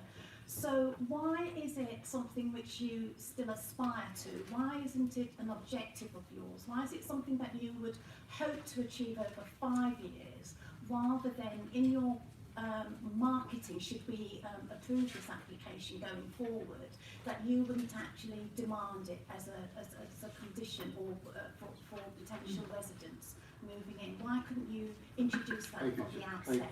Thank you. Can I, before you respond to that, just make again remind members that the application is the application, and what we're seeking to do is assess its merits. Okay? Your question talks to the merit, but seeks to extend it. The application is still the application, and we're not likely to make it a significant change to the application, because it is what it is, and unless the legal people say that we could, it's unlikely that we could. Okay, so I just want to make it clear. I'd invite you to respond briefly, but I want to encourage members that their questions are to the report and the merits and content of that report is what we're asking questions. I agree, Chair, but out of our discussions, we've sought clarification and we've sought agreement, so I'm now speaking to that agreement and trying to invite the applicant to expand. Thank you. Absolutely. Thank you. Yes, sorry, I'll try to do it succinctly, but the point about the air quality, I think we did answer. There is actually it's positive against the consented scheme. We're also achieving greater 60% saving on CO2. We're better than the consented scheme by 60%. We, as a responsible developer, we as a responsible developer are moving in a direction of trying to improve the scheme's sustainable credentials massively, and we will continue to do that and review them all the time.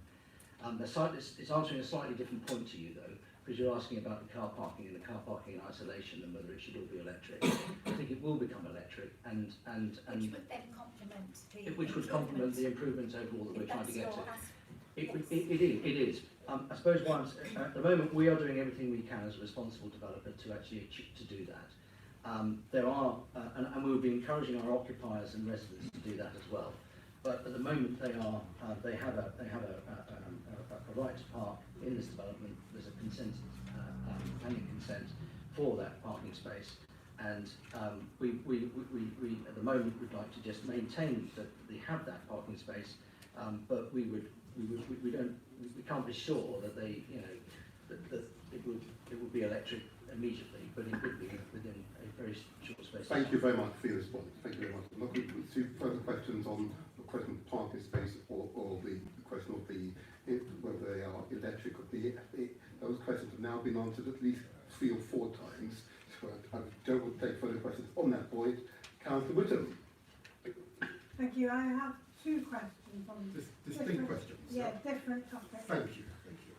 The first one is about play space for the teenagers, which in paragraph 150 says teenage play space within railway arches to be shared with Ludgate House Development. I set out in the extant scheme, and we don't have the extant scheme in front of me.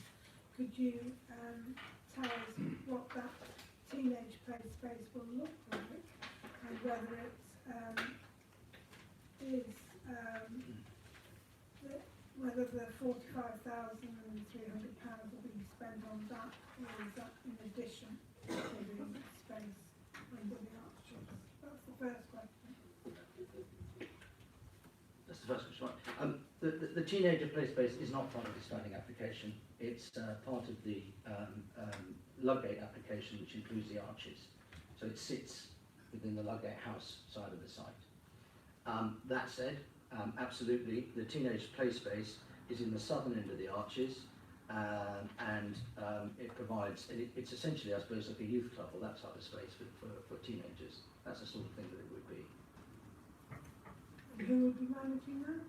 We haven't come up with at the moment there is no management plan for it. We have discussed it with Living Bankside. It may be them, or it could be somebody else of that type. Well, it's not part of the application. It's part of the ongoing management of the scheme that we will look at in the future. And the payment of 45,300 is in addition to that? Yes, it's in addition. Okay. And my second question is about the reflective materials that you heard about earlier. Yeah. Will you be having discussions with the residents in Falcon Point about those? Yes, we would, yes. Thank you. Councillor Rose. My question relates to the on-site affordable and social housing. In the addendum report, we have further evidence of the support that United St Saviour's Charity has given to this application, on the basis that they think it's an improvement from earlier reiterations. But it also says that you're in discussion with them in relation to the charity having management or acquiring those properties in relation to the almshouse developments on Hopton Street and expanding provision. Can you clarify whether the future application that's to come forward in regards to that will be one made by United St Saviour's or will be made by you? And can you also clarify that the cost of ensuring that the internal layout is suitable for that social housing need will be met by you in terms of maintaining the number of social homes that are currently in this report, and there isn't a dilution or a reduction in provision as a result of the second application in relation to the internal layouts? I just want some clarification on that. And if I may just add to that particular question, whether or not those social persons are expected to pay additional service charge.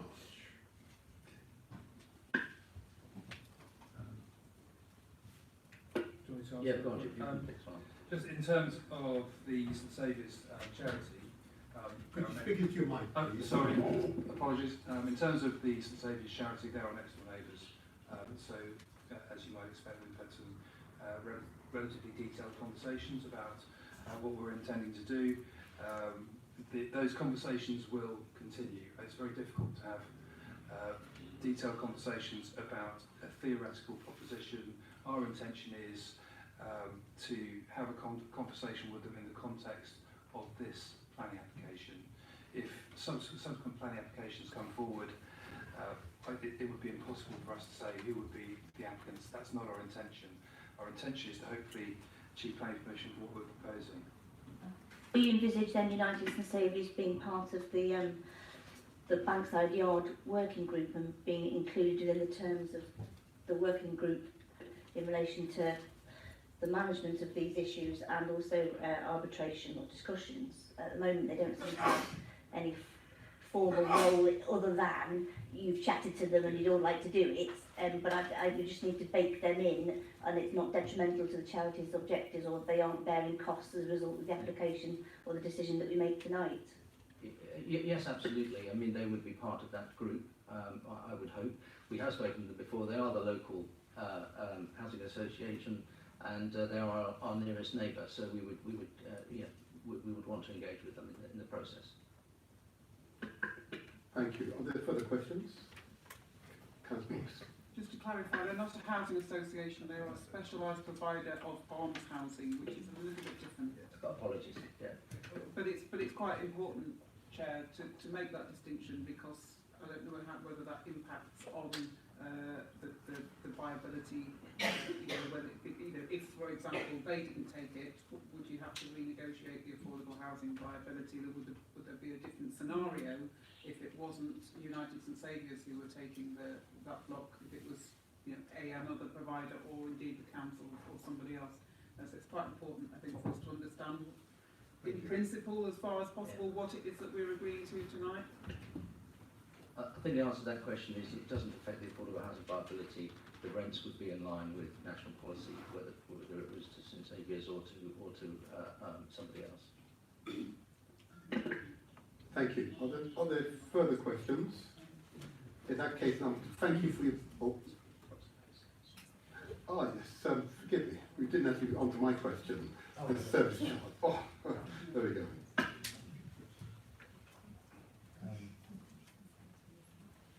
So your question was about the service charge for the social housing. Just to be clear then, so my question is that social residents, would they be expected to pay on top of their rent additional service charge? The service charge arrangements would be up to the provider and them. The building is completely self-contained for that provider, and we would be charging no additional, we wouldn't be placing any obligation on them for service charge. Just for clarity's sake, so can the committee therefore extrapolate from your answer that service charge will be included in the social rents? They will be paying no more than the rent, in other words? I believe so, yes. I could get clarity from someone, I'd be grateful. Yeah, I mean, just for clarification, that's certainly an expectation that the committee has looked for on other sites. That there isn't going to be a service charge on top of the social rents. So that's something that will be put into the Section 106 agreement, unless you're going to say otherwise. We're not going to say otherwise. It's agreed. Very good. So again, just for absolute clarity, I want to respect 106 agreement, but nevertheless, minutes of this committee meeting, it will be public knowledge that social rent residents will not pay more than the rent. The service charges will be included in their rents. Yeah. Very good. Thank you very much. Can I take Councillor Adam Morris and then Councillor Newlands? Thank you, Chair. Again, something that may not actually be within the remit of the planning application, but something that was raised by the residents about whether or not there should be a condition for the Bankside working group to continue, and I'm sure John will give us advice whether that is legally possible or not, but just if it is possible, are you happy for it to be written in as a condition of some kind? Yes, we're happy with that. Thank you. That's clear enough answer. Councillor Newlands? Thank you. Given, as we've already heard, that there is a shortfall in viability of £23 million in compared, if there were to be the policy compliance level of on-site affordable housing, do you think that the sum that you're offering of £38.5 million is sufficient? Further questions? Yes, we do think it's sufficient and it's a maximum reasonable, as the report says. It is. Well, Forgive me, I won't interrupt you. It is in line with the council's policy and accepted for movement. I'm not. Don't worry. Don't go any further. Okay. I don't know why, but it's interesting to see the action. Are there any further questions? And if not, Councillor Morris, distinct question or? Yes.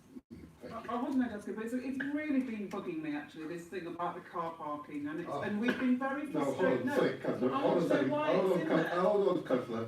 I've said that we're not going to take further questions on car parking. My question hasn't been asked with respect, Chair. Okay. It was a distinct question, it's not one that's been asked previously. It hasn't been asked previously, because everybody's asked about electric charging points and everything. Could you clarify why it is that these properties in this area, unlike all of our other car-free developments, have to have parking spaces? Because I don't think we have actually heard that, other than it was in the one before. Can you please explain why you need to have any parking in this development, in this area? Again, before you answer, I will let the question go forward, but I think it's important to note the early responses as regards the earlier applications. This is now an extant. There we go. I get it right. Therefore, there were previously approved parking spaces. Now, I don't mind the applicant responding to the question, but I will not take further questions on parking thereafter. Okay. It's a consumer choice. Now that consumer may want to park a car. More likely they'll park a car if they have a larger flat. There are about 40 3-bedroom plus flats, and after you take out the disabled spaces, there's about 40 spaces that we've got back there. So it's consumer choice. Now we're trying to change that consumer choice to something else, but at the moment we've got to sell some flats, some pretty big flats, and we've got to get some value for them, and that's the reason really. No, not taking further inquiry on that. I would thank you. Absolutely. I would thank you for your presentation. If you could stay nearby, we might ask you questions later on. Thank you very much indeed.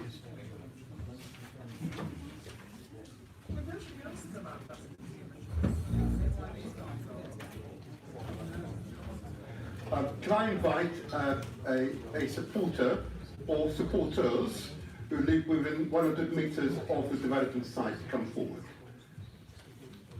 Supporter or supporters who live within 100 metres of the development site? Excellent.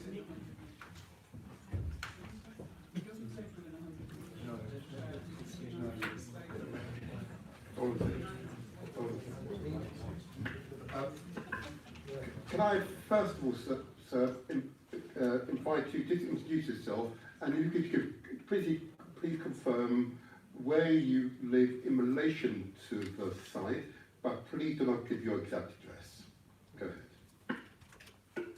Thank you, Chair. I'm Martin Craddock. I am the Chief Executive of United St Saviour's Charity, and we are the owner of the Almshouse, Hopton's Almshouse, right opposite. So if that disqualifies me as a resident, I'll take your view. I'll take legal advice. I'm sorry, but it does disqualify. The requirement is quite precise. You've got to live within 100 metres of the site. So you have to live. Forgive me. Thank you. Thank you. Can I now invite? If I may, sorry. If I make it one meeting. Thank you very much. Thank you. Sorry, you've been disqualified. Can I invite the ward councillors, if they're present, to come forward? And if I can ask you first of all to introduce yourself. Forgive me, councillors. I'll ask you to introduce yourself. Then once you've done that, please, you may begin straight away. Thank you, Chair. I'm Councillor Victor Chamberlain. I'm one of the ward councillors for Borough and Bankside. I'm speaking on behalf of the residents of Hopton Street. I did encourage the committee to come and see the site because I think you actually need to understand the context, but I understand that wasn't possible on this occasion. But if you had been, you would have seen that over 1,000 residents live within a couple of 100 metres of this site. It's a relatively quiet residential street at the moment. Proposed mixed uses of the site would result in the area becoming significantly busier and noisier at all times of the day. So please consider this application from the existing established community's point of view when you make a decision. Whilst I appreciate the extant consent sets a precedent, this application also fails to meet many of the needs of our community. It is overdevelopment and it will result in a significant loss of amenity and privacy for residents. In 2013, the council approved a consent which failed to include any affordable housing on site. This application does at least improve on that, and that I support. However, in an area with acute lack of affordable housing and an increasing wealth divide, this is a measly addition. The uplift in affordable housing still only accounts for a 40% increase in additional habitable rooms compared to the extant consent. Should this committee really be approving a scheme where just 10.8% of the on-site homes are affordable? And will they be affordable to the people that live and work in Borough and Bankside? This is way below what the Mayor of London has set as a target of 50% affordable housing in our area. And I'd also like the committee to consider whether or not we need another luxury hotel in an area of saturation. Residents will suffer significant loss of daylight and sunlight, particularly 65 Hopton Street, and concerns have been raised about the accuracy of some of the survey findings in the report. There are deep concerns about the narrowing of Hopton Street and the loss of highway and the new traffic conditions. Residents at Falcon Point in particular will suffer horrendous loss of privacy and overlooking from SH4. There are also many concerns about its materiality and that local concerns haven't been listened to. This building is simply too close to Falcon Point and could restrict access for emergency vehicles. Now, whilst recognising this is a prime site for development in the centre of London, many aspects of this scheme could be improved, such as its design, its construction, functionality and ongoing management if further engagement and consultation is done with the local community. So I'd like to absolutely support all the conditions that you've heard today from the residents, particularly that you should condition the consultative working group. I think that servicing must be done through Southwark Street, and that should be a condition. And the cultural space, you must consider what's appropriate for the local context of the family homes. I'd just finally like to add that Southwark Council and Native Land have agreed a memorandum of understanding about the LGBT space as part of that. I fully welcome that, and as councillors we have a responsibility to promote queer spaces in our borough. But I'd like that the memorandum of understanding is given every chance of succeeding and is included as part of the section 106, and specifically that you request that it is offered at the space is offered at an affordable rate and with a range of uses for potential LGBTQ groups.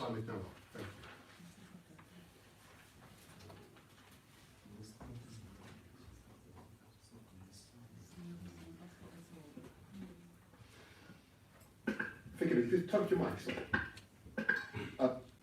I'm advised, and indeed the report makes it clear, that in fact the LGBT unit that's being negotiated is not a part of this application. Okay?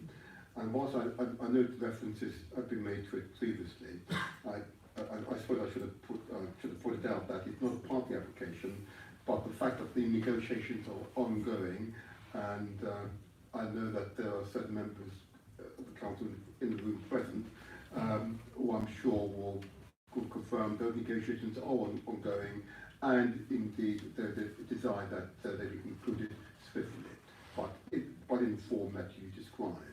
But I'm not going to invite questions from the committee on that particular subject, as it's not a part of this application. As the chair says, it doesn't relate to the Sampson House application members have got before them tonight. But I think as part of this, there will have to be, obviously a section 106 for Sampson House. There will also have to be effectively a new section 106 for Ludgate House to reflect all the changes that have taken place. So whilst members don't need to deal with it for this application, it can be dealt with under the Ludgate House section 106, and we'll certainly look into that. I hope that satisfies the council on that particular query. Yeah, I absolutely fully welcome the what's been done. I think it's fantastic that Southwark Council and the applicant have come together on this point. But I want to make sure that these warm words are actually made, something that's tangible that we can actually make sure it's a success. Just to emphasise the point, this is actually a different applicant. The point that we had earlier, you've got Sampson House Limited, one applicant, and Ludgate House Limited, the other applicant, overseen by a guarantor. So that's how we'll try and deal with the point you've raised. Thank you. I know the applicant made reference to it, which was unfortunate at the time, but we'll now deal with it. Further questions? Can I take it from this time from my right going down? No, Councillor Delmois. Thank you, Chair. I just wondered, so you've been involved in quite a lot of the meetings with native land and with the residents, and in particular I know SH4 has been raised quite a lot, and the closeness, and I know there was a dispute at the beginning about whether it was actually closer than the previous one, and there was a lot of measuring going on. But I just wondered, on SH4 and other elements of the scheme, how you feel the scheme has changed, or how do you feel the residents' views have been taken into consideration? Have any significant amendments been made as a result of it? Bluntly, no. I mean, I feel that the view from the local community is that it's still way too close to their existing homes. I understand it's between 16 and 80 metres from existing family homes. I think there was potential within the site, to move it further to the west. So over the cultural space that you were shown earlier, that would have actually, appeased a lot of the residents who feel that it's too close. But I understand that wasn't brought forward as part of the final plans that are in front of you. I think what we do have the option to do as part of this consultative working group is to actually think about how we can make sure that the end result is something that is far more sympathetic to the local community than perhaps it would be without our engagement and our consultation. Because I think everyone wants to be constructive here about making sure that this is a better place to live as a result of whatever you decide today. And that's why I think the consultative working group is absolutely essential for us to be able to make sure that the residents' views are heard, not just today, but throughout the whole course of the development. So just on that kind of the resident views heard, if we were to approve this planning application tonight, there may be opportunities for the residents to get, the glazing, for example, that they thought might be an issue, and various elements of it that we've discussed. But something as significant as moving SH4 is unlikely to happen. It's going to be tinkering around the edges, really, rather than, I would imagine, any kind of fundamental movement, because anything fundamental would require a new planning application, of course. As I think it was mentioned in the opening statement of the residents, the community is devastated. Actually, they feel that this is not a development that they want on their doorstep. We recognise that we live in central London, but this is maybe overdevelopment in their view. But I think what's important is that, and we've gone through the process of what you're looking at tonight, and I think residents understand that unfortunately it's not possible to mix and match what would be making this a better scheme, but that they do have some confidence that the terms of reference that we've agreed as part of the working group will mean that this will be a better scheme if we are brought in on board and that we're actively engaged and consulted, which Native Land have been very keen to support us with. There are lots of things about this that we've agreed as part of the terms of reference, like on-site management, vehicle movements, pedestrian movements, how the public realm will be designed, how we can monitor and prevent noise, how the cultural space will actually operate in practice, how Hopton Street can be upgraded, and the issues around the loss of privacy, so how we can look at preventing glare and light pollution.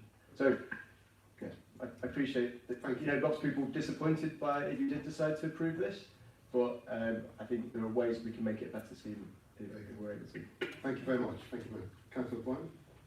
A bit of a supplemental, really. Getting down to the nuts and bolts of the consultative group, how do you see that, the makeup of that group, how do you see that working? For example, who do you think would chair it? How do you think we can actually turn this into something whilst I acknowledge that to discuss the inner workings of the working group is a pertinent observation. Only because we're in a condition. I know. I'm just keen that we really stick to planning matters. Well, the principle has been accepted. The details need to be resolved thereafter. Let's not try to do that here. So, unless there's anything else, I'm going to cut it.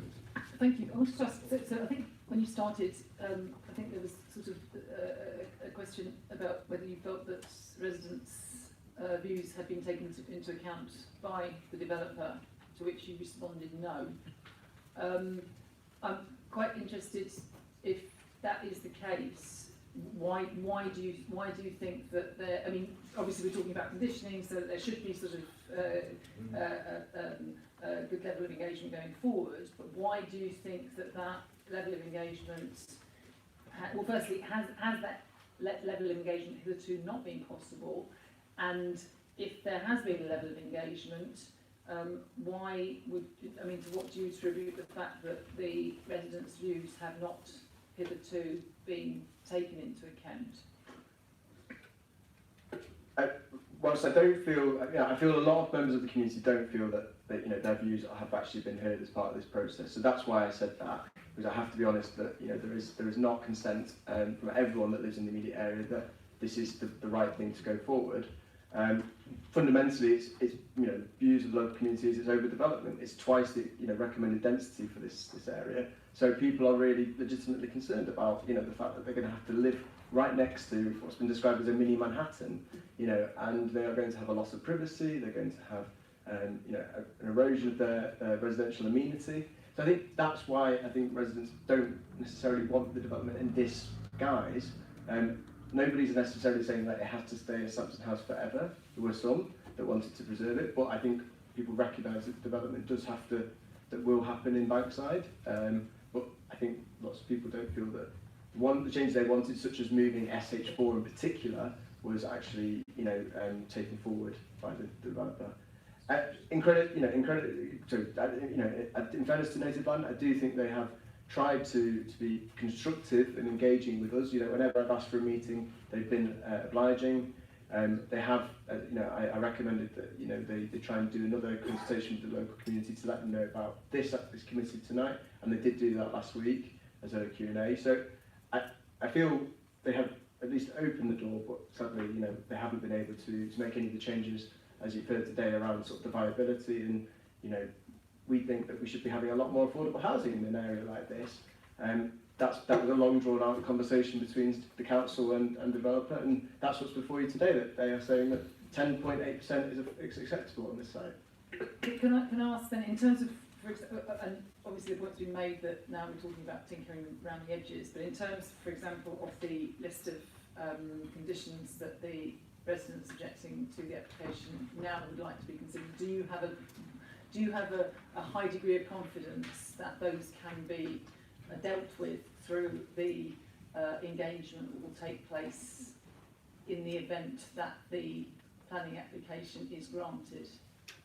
Or how confident are you that the level of cooperation between with the developer will yield the results that the residents are asking for? Thank you, Councillor. I mean, I have to take them, take the developers in good faith that they've absolutely engaged with us throughout this process. We've worked up this terms of reference and constitution, which I think is detailed and thinks about how we ensure the meetings happen frequently, that they involve all the key stakeholders from the local community, and that it does have teeth, as has been described today. That we have the opportunity to actually try and affect how the buildings will end up looking and how these buildings potentially would sit in the community long term. So I have to take them in good faith that hopefully they would honour this, and we certainly as a community would be trying to make sure that everything that we've agreed to is carried forward. Thank you very much. And no further questions. Thank you, Councillor Chamberlain, for your presentation today. Thank you very much.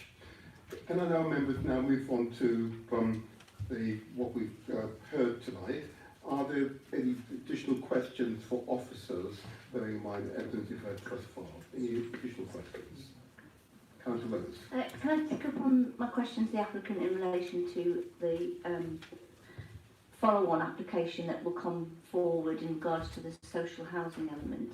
And can you clarify for me the process in relation to reserved matters, on which things, based on that issue, and also the other conditions that will be cited or hopefully worked towards, what would be covered by subsequent reserved matters, and what would trigger them coming to committee in relation to the composite of issues that come forward in relation to mass, scale and layout? Yes, just to clarify the terminology, this is a full application, so unlike the application you're due to hear later this evening, there won't be reserved matters. There will be conditions that need to be discharged and Section 106 obligations which need to be discharged, but no reserved matters, because this is a full application, fully detailed. All matters of height, scale, massing and design are part of the application that you're asked to determine. The scheme has been designed as a sort of generic affordable housing scheme and valued as such in the appraisal. USSC, as I understand it, we did have a couple of pre-app meetings with them actually very early on, not in the recent times, and they operated a very specific model in terms of their rental arrangements and so on. So if they were to come forward to be a party to the scheme, it would require, I assume, depending on the scale of the changes they wanted to make, either what's called a minor material amendment, a Section 73 application, or even a fresh application that drops in on that site to deal with their very specific requirements. And the commitment would have been made in the Section 106 agreement if the scheme was agreed today that secured the minimum amount of affordable housing, so that wouldn't be diluted. But it would be quite a complex question as to what extent of changes and impact that would have if USSC were to be fitted later into the application because they have a different model. Okay, thanks in relation to that. So my assumption then in the broader points is because it's a complete new application, the framework we established tonight fixes it. So that's why it's fundamental that the Section 106 conditions and our ability to respond to the issues raised tonight is important. What you're being asked to determine tonight is an application, if you like, a generic application for conventional affordable housing. We would have to understand a lot more about what USSC wanted and how far that varied from what you have before you today, before we can really reach a judgment as to how that might be brought forward in terms of whether it was a fresh application, whether it was a variation on this application or something. Yeah. I'm sort of relatively confident about USSC's ability to sort of broker that with them. My broader point was around the dependency of the residents on Section 106 and conditions in relation to, through the working group, the refinement and finessing or amendment to the final layouts on the ground as opposed to the indicative or aspirational drawings or plans that we've been shown tonight. The application you have before you isn't indicative, it is a full application, fully detailed layouts that meet our standards. All I'm trying to say, maybe not very well, is that if USSC wanted a completely different mix, which I think was probably possible, and a different kind of layout, which may well be possible, we would have to look at how far that deviated from the scheme you have before you to understand whether it can be fitted within this consent through a variation or is so far deviant from it that it would require a new permission for that particular block. Any further questions for officers? Councillor Soames and Councillor. Yeah. Thanks, Chair. A couple, I suppose, for Michael around design elements. The objectors raised an issue around materials. So from my reading, the only material cited in the report that would be remotely reflected would be the stainless steel. Am I correct? And then what sort of impact, if that is the case, if that's the only material in isolation, how reflected? Because they were quite concerned about the glare.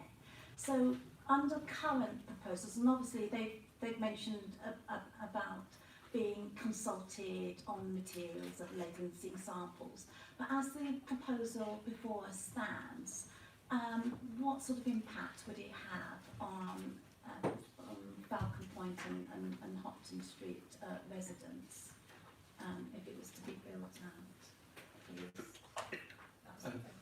Thank you, Chair.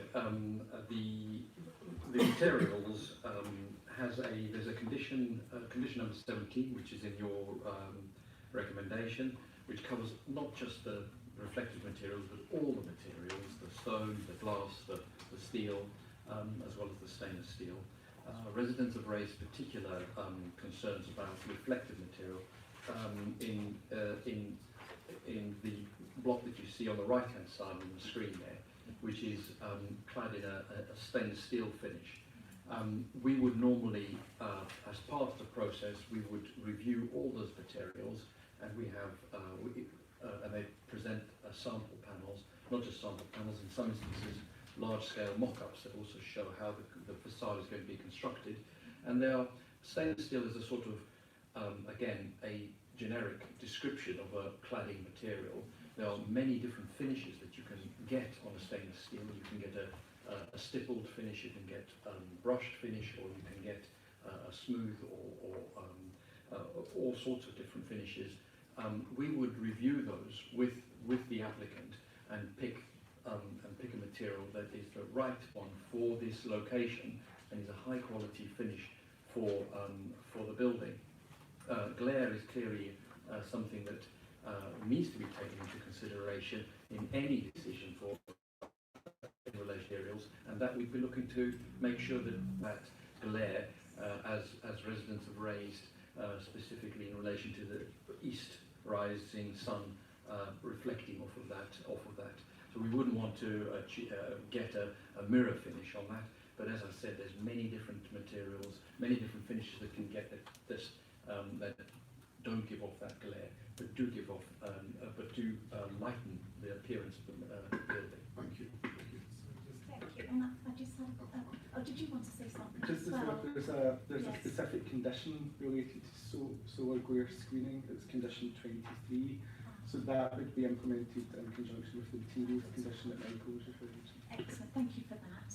And the other thing, I just wanted to seek in terms of your interpretation. Now, I think it was in paragraph 144, page 35, it refers to design as being exemplary, yet on the table, two elements fall short of the criteria set out on that table on page 35 at the bottom, or 43 at the top. It says, the first of which includes a predominance of dual aspects, only 71% of the units, and have natural light the vast majority of kitchens, so it's not 100% of the kitchens. So under that, given that, why is it still considered exemplary? In terms of design standard. In terms of design standard. Thank you, Chair. When we consider the exemplary standard of design, the guidance that's set out in the residential design standards sets out, as you've stated, a number of points that every scheme needs to achieve within its quality of accommodation. The layouts as they were presented were assessed in detail, and that is the final tally against all the dozen or so points that are raised in the residential design standards.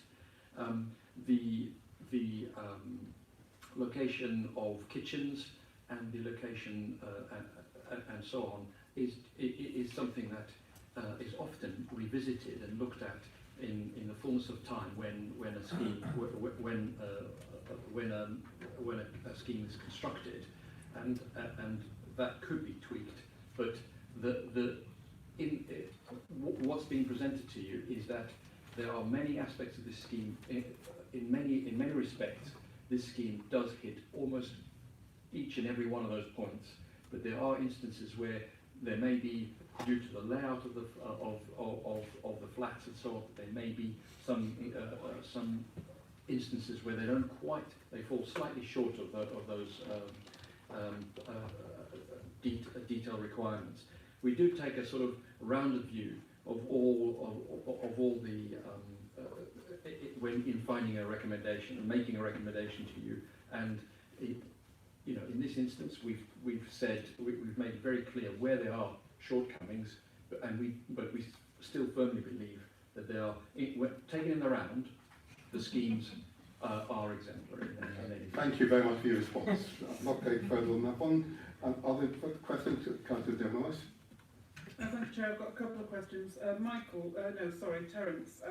In terms of SH4, so obviously the floor area is the same, or footprint is the same, but the balconies now protrude. Can you just remind me what the distance is between the balconies and Falcon Point, please? So I don't think that's detailed in the report.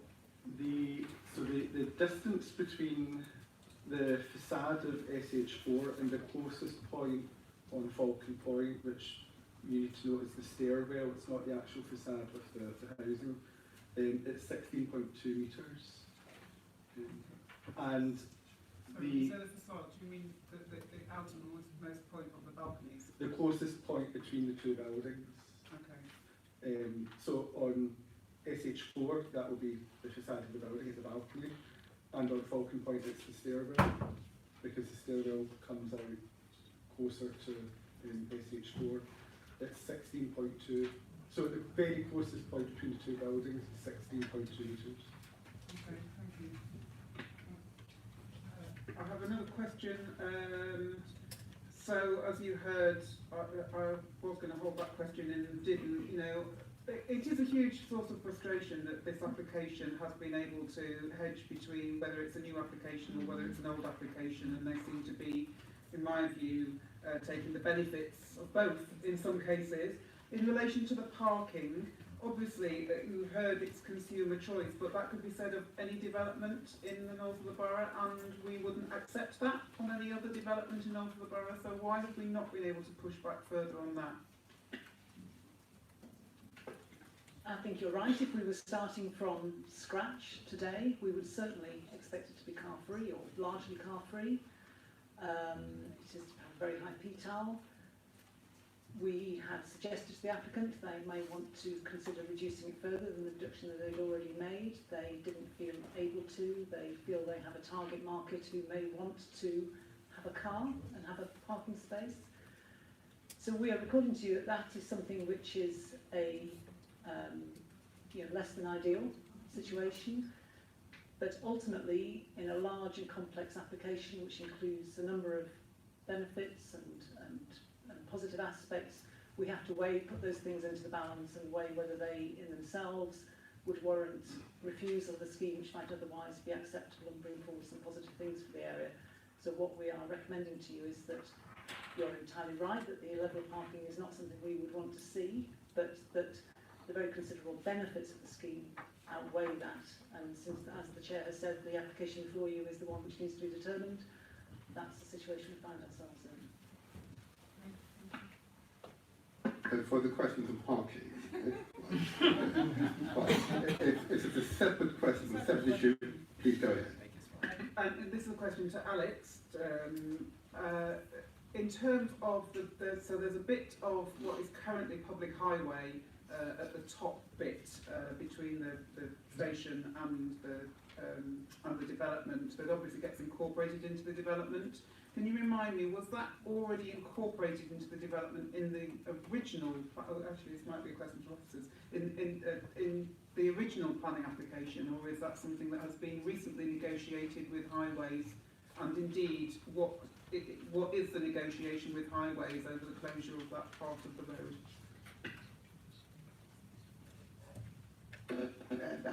That area, that was in consultation with our highways. They agreed that that area can actually be incorporated into this development. It's not unusual to do that where we think that a particular part of the highway does not serve specific purpose. So that sort of highway area will be incorporated into a development as part of the section 247 agreement to do that, so that you can use that to supplement that development need because it doesn't serve specific highway function for the general use. So that's why it's been agreed. Can I just ask for some further clarification on that? I'm sorry, so you say it doesn't serve any use, so there are no residence bays or disabled bays or anything at all on that stretch of land currently, on that stretch of highway currently? No single yellow lines where people might park on the weekends? No, not there's no parking area there. In that part of that little portion on top, there's no dedicated parking area there. Thank you. Catherine Newman? It's a separate question. So I haven't really sort of, because I'm not familiar with the site, but you're talking about, so there is a section of highway you're saying that has been incorporated into this development. For the use of, for the operational use of this site, is not to build upon. Understood, but, Okay. but it's the, so it's, when you say it's the operational use, it is, just to be absolutely sure, this is not an area which is suddenly included in the external space that's provided or anything? Yes. Yes, It is. So sorry, so the question is, so I noticed at one point there is a description of the fact that we are 300 square metres short on external space, but is the, I can't remember actually what the where it was, if you give me a second, sorry, but I find it, we're talking, anyway, they are short on external space. That wasn't the place where I had it. They were short on external space from memory. It's 300 square metres short, but is the external space that makes up the bit that we are saying is provided by this development, does it include that section of the highway? That section of highway isn't open space. It will still remain a stopped up piece of highway, so vehicles will be able to come in, so emergency vehicles and so on will be able to use that space. The 300 square metres that you're referring to isn't open space, it was child play space, and the development's only actually short on that 300 square metres because during the course of the application the GLA updated their standards, which is why the GLA asked for and accepted a payment for the 300 square metres. Yeah, sorry, I was aware of that. I have it here now. But so it says that originally the application was due to provide 460, and now policy to make it policy compliant, it would have to be 760, which is why they're paying us a balance for the extra 300. However, I just want to be sure in my own mind that 460 square metres that is being provided does not include any of this bit of space that we're currently talking about. It does not. Thank you. Oh. Okay, so, now hold on a second, hold on. I'm just conscious of time, and I want to make sure we're not repeating the same question with slightly different nuance. So if it's a distinct question, I'll take it, otherwise I want to move to summing up. Okay? So Councillor Royce. Yeah, I just wanted some clarification from what Terence said, because my understanding is that the road here becomes part of the public open space because it's the through route through one of the arches. So, and if a road is stopped up, generally that means it's not a road anymore, and therefore you can't use it for any vehicles. So I just want to clarify whether any vehicles, sorry, it's on, oh, put it up there now. Whether any vehicles will or will not at any point be able to use that, and if so, what for? No, the spur road that comes on from Hopton Street to Falcon Point, it will terminate, you can't see it on the drawing, it's back maybe midway down SH4, and it doesn't cut across the space. I'm not talking about the spur road that goes in front of Falcon Point, I'm talking about the road that comes currently into up to that arch, which has got gates on it and a car park that runs along the back of the station. There is currently a roadway there, a small stretch of road there.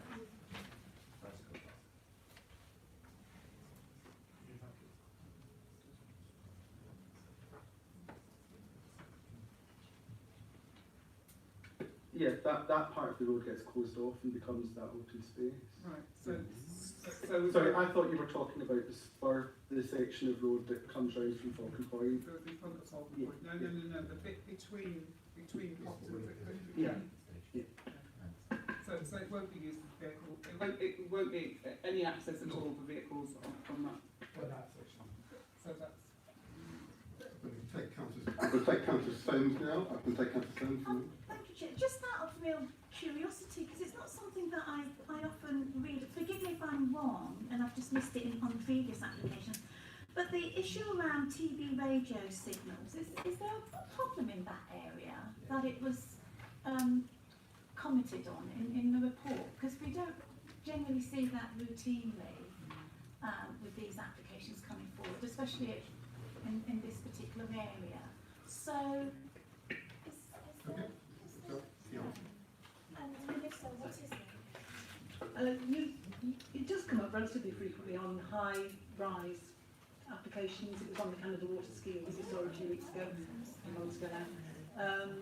When you have tall buildings that are relatively closely placed, we just need to be assured that if they do block the signal, that there is an alternative provision put in place to replace any lost signal. So it's not that I understand the principle. So was there an issue with this particular proposal? I don't know if it came up in the ES, but normally what it means is you do a benchmark study to see what the situation is. It doesn't necessarily mean there is a problem. It means that you identify whether there is a problem, and if there is, you can solve it. Thank you. Thank you. Okay, thank you. It's not the same question. In that case, we'll take it. In that case, I'm now going to move. I want to move to summing up now, if I may. If I may start with Councillor Whittam, if I can invite you to make your comments, final comments. I think if the applicant works with the residents that are already there, and that is enshrined in our 106 agreement, or an informative or some sort, then I can see this working quite well, and I don't really have too much problem with it. Thank you, Councillor. Councillor Simmons. Yeah, I'd echo Councillor Whittam's comments. I mean, I still have an issue around the car parking, but we won't say anything more about that. But yes, fine. And I'm satisfied around the materials, and if there's a true collaboration, then I think it can be successful. Thank you. Very good. Thank you. Thank you, Councillor.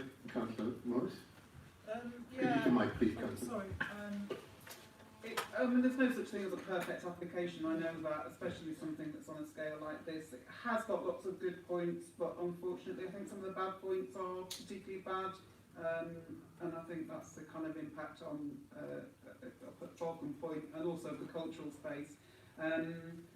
That said, I couldn't give you hard and fast reasons for refusing it, including the car parking, which is in breach, but even that's not sufficient to refuse it. But I would like to just add that we haven't actually talked through the 6 conditions that the residents requested, and whether or not they can be put on the application. I suspect that at least one of them can't, but I do think that as a committee, we should discuss this with officers so that we understand what can and can't be done.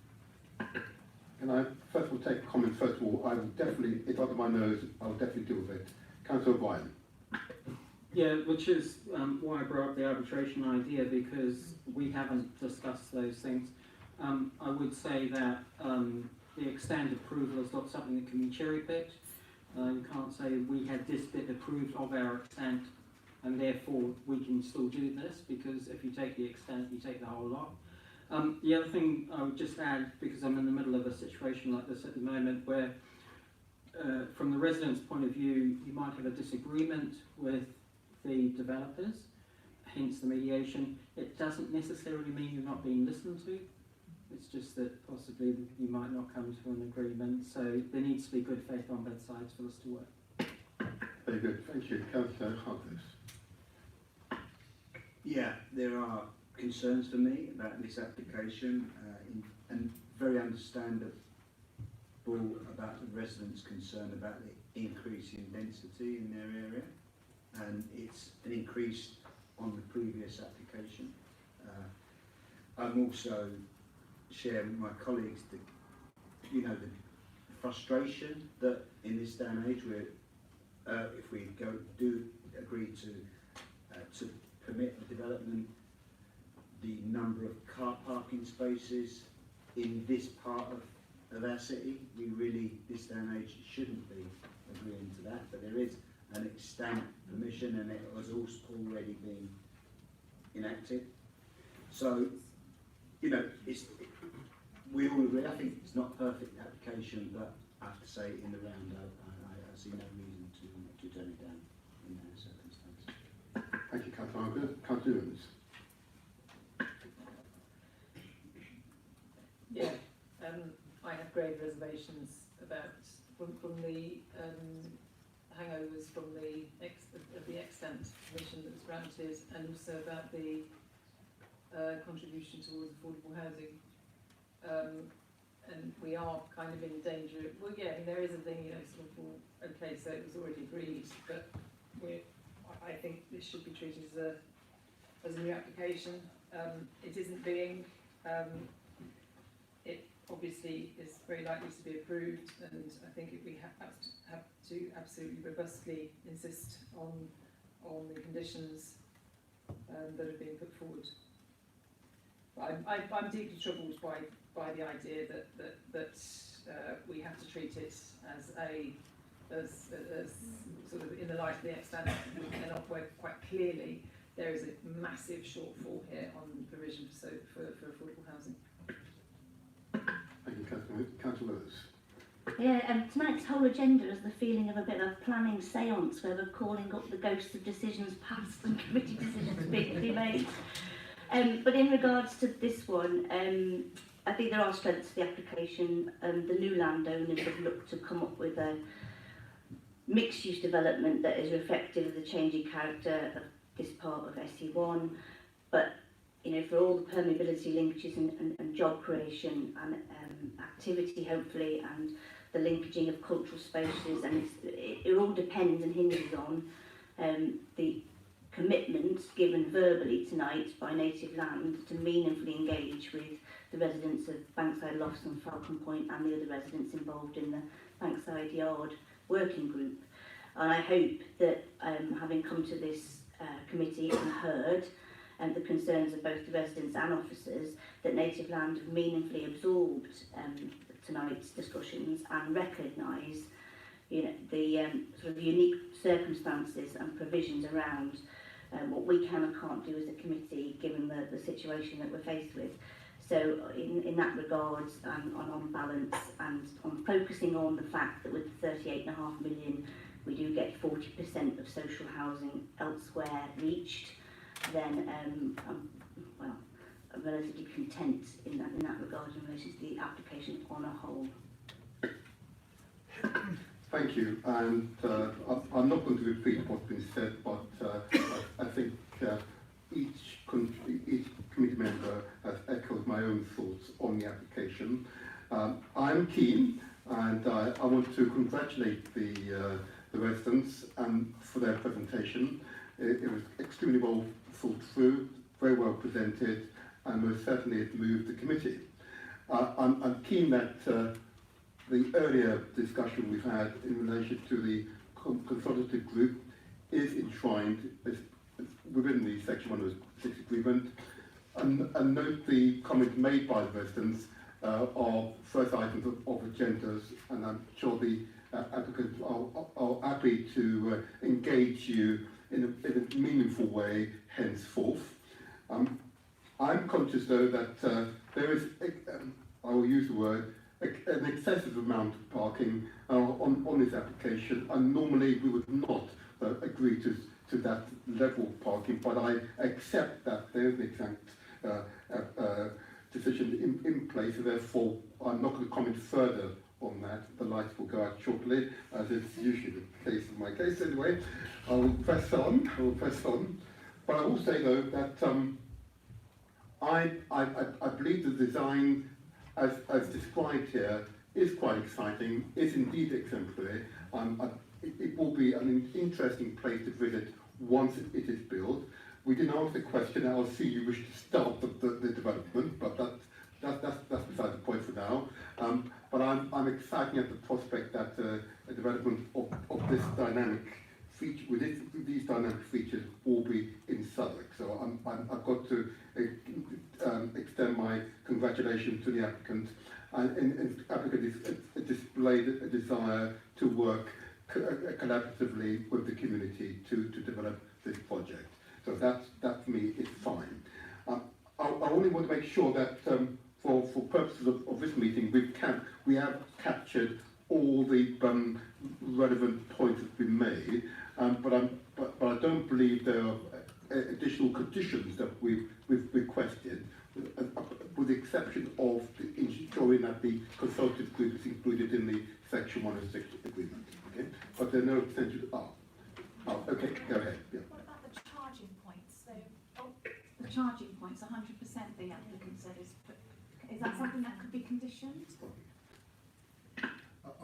I believe that's an aspiration, or it is going to be included.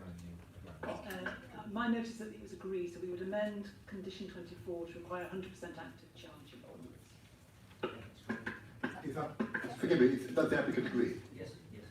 Very good, very good. Thank you. And no renting it out. So you can and no subletting. okay, so the outcome of today's meeting will be that modification to the conditions. It will be 100% electric charging, and that's impressive, if I may say so. Councillor, yep. Sorry, Chair. Are you still going through all your... Well, I was going to, but if you've got it, if there's a, I want to, after I've completed this, to move to the motion. So if you've got a contribution, please make it now. Well, it's just on the conditions. One of the things that we didn't actually talk to the applicants about was this the use of the D1 space, the hours of use of the D1 space, and also kind of and the restricting of it to D1, not D1 and D2. And I got a bit lost actually in the description of the difference between the two. Forgive me that I can't remember off the top of my head, but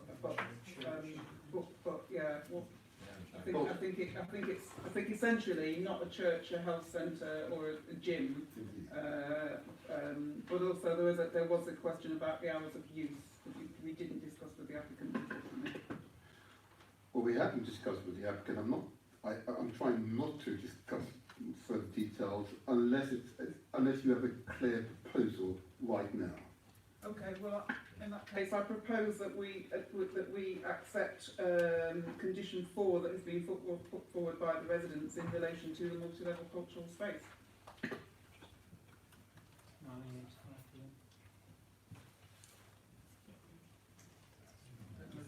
I've now, before even put it as a suggestion, I need to speak to the applicant and for the applicant to respond first of all. Would you like to come forward to respond to that? For condition 4 on the residents' observations. We haven't seen it. No, we haven't seen it. Oh, no, beg your pardon, we haven't seen it. So we I do apologise. There we go. Thank you.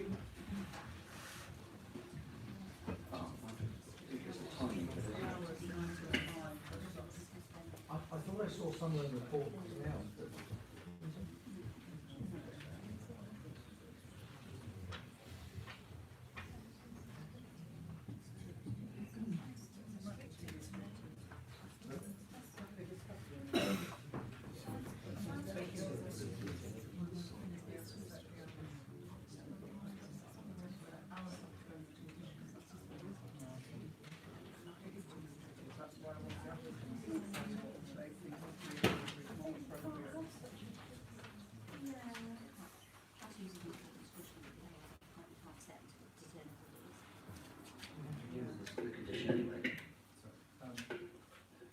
apologies, but we hadn't seen this until this evening. I just wonder whether this forms part of the working group debate, and it's the first item on the agenda.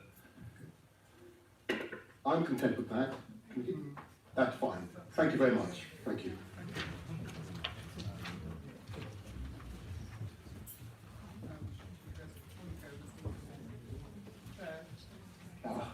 Oh, Sorry, there's number 5 as well about the taxi rank.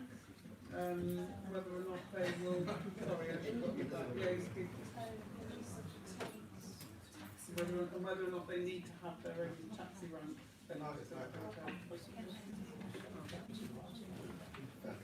If I can just explain that, what they've got is a drop-off area within the development. The reason why we agree to that is that we always encourage safe drop-off area for patrons of hotel and indeed development, because they're going to have younger children as patrons and elderly people as patrons. So Hopkins Street is the ideal location. The drop-off area that the developer has proposed is what we agreed to because of the safety of the patrons. But can I just add, it's not a taxi rank. It's a drop-off point, so a black cabs or whatever can't sit and wait there. It's not an official rank. Well, no, but the thing about official ranks, and I know this from experience with other hotels in other parts of the ward, is that the hotel can then apply to TfL to have a taxi rank put in, and TfL will oblige. Well, you know, these other roads weren't TfL. I'm really sorry, Councillor. I'm really sorry. Forgive me. I'm not going to go further on this one. I'm satisfied with the officer's responses. I'm now going to move forward to the motion. And notwithstanding the amendments to the conditions that we've approved, I'd like that we adopt the officer's recommendation set out in paragraph 1 to 4 of the report and page 11 of the agenda pack. That one, that the planning committee grant planning permission subject to conditions and applicant enter into an appropriate legal agreement and referral to the Mayor of London. Two, that should planning permission be granted, to be confirmed that the environmental information has been taken into account as required by Regulation 3 of the Town and Country Planning and Environmental Impact Assessment Regulation 2017. That following the issue of the decision to be confirmed, that the Director of Planning shall place a statement in the statutory register pursuant to Regulation 30 of the Town and Country Planning and Environmental Impact Assessment Regulation, and for the purpose of Regulation 30(1)(d), the main reason and consideration of which the local planning authority decision is based shall be set out in this report. That in the event that the requirements of paragraph 1 are not met by the 30th of November 2020, the Director of Planning be authorised to refuse planning permission, if appropriate, for the reasons set out under paragraph 303 of the report. Does anyone wish to second? Thank you. Sorry, did you get that? It's been seconded? Okay, move to the vote to grant permission.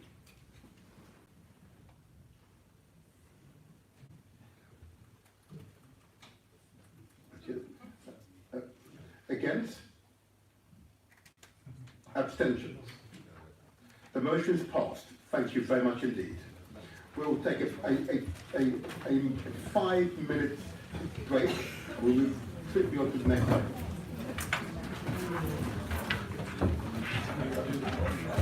I said we want.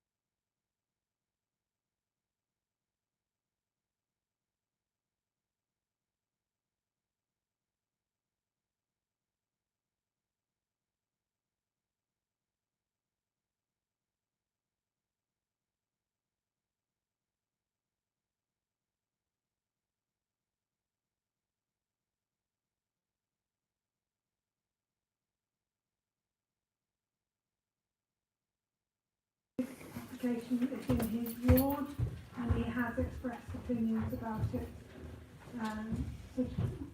before this, so he has excused himself from sitting and deliberating on this matter. I'll just go through the development management that you missed when you were outside, so that you know how planning applications are decided in this borough. So officers will present the report, outline their recommendations and answer questions raised by the committee.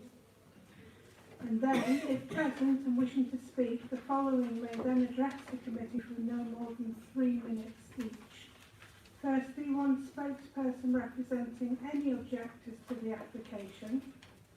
By now you need to have identified a single spokesperson.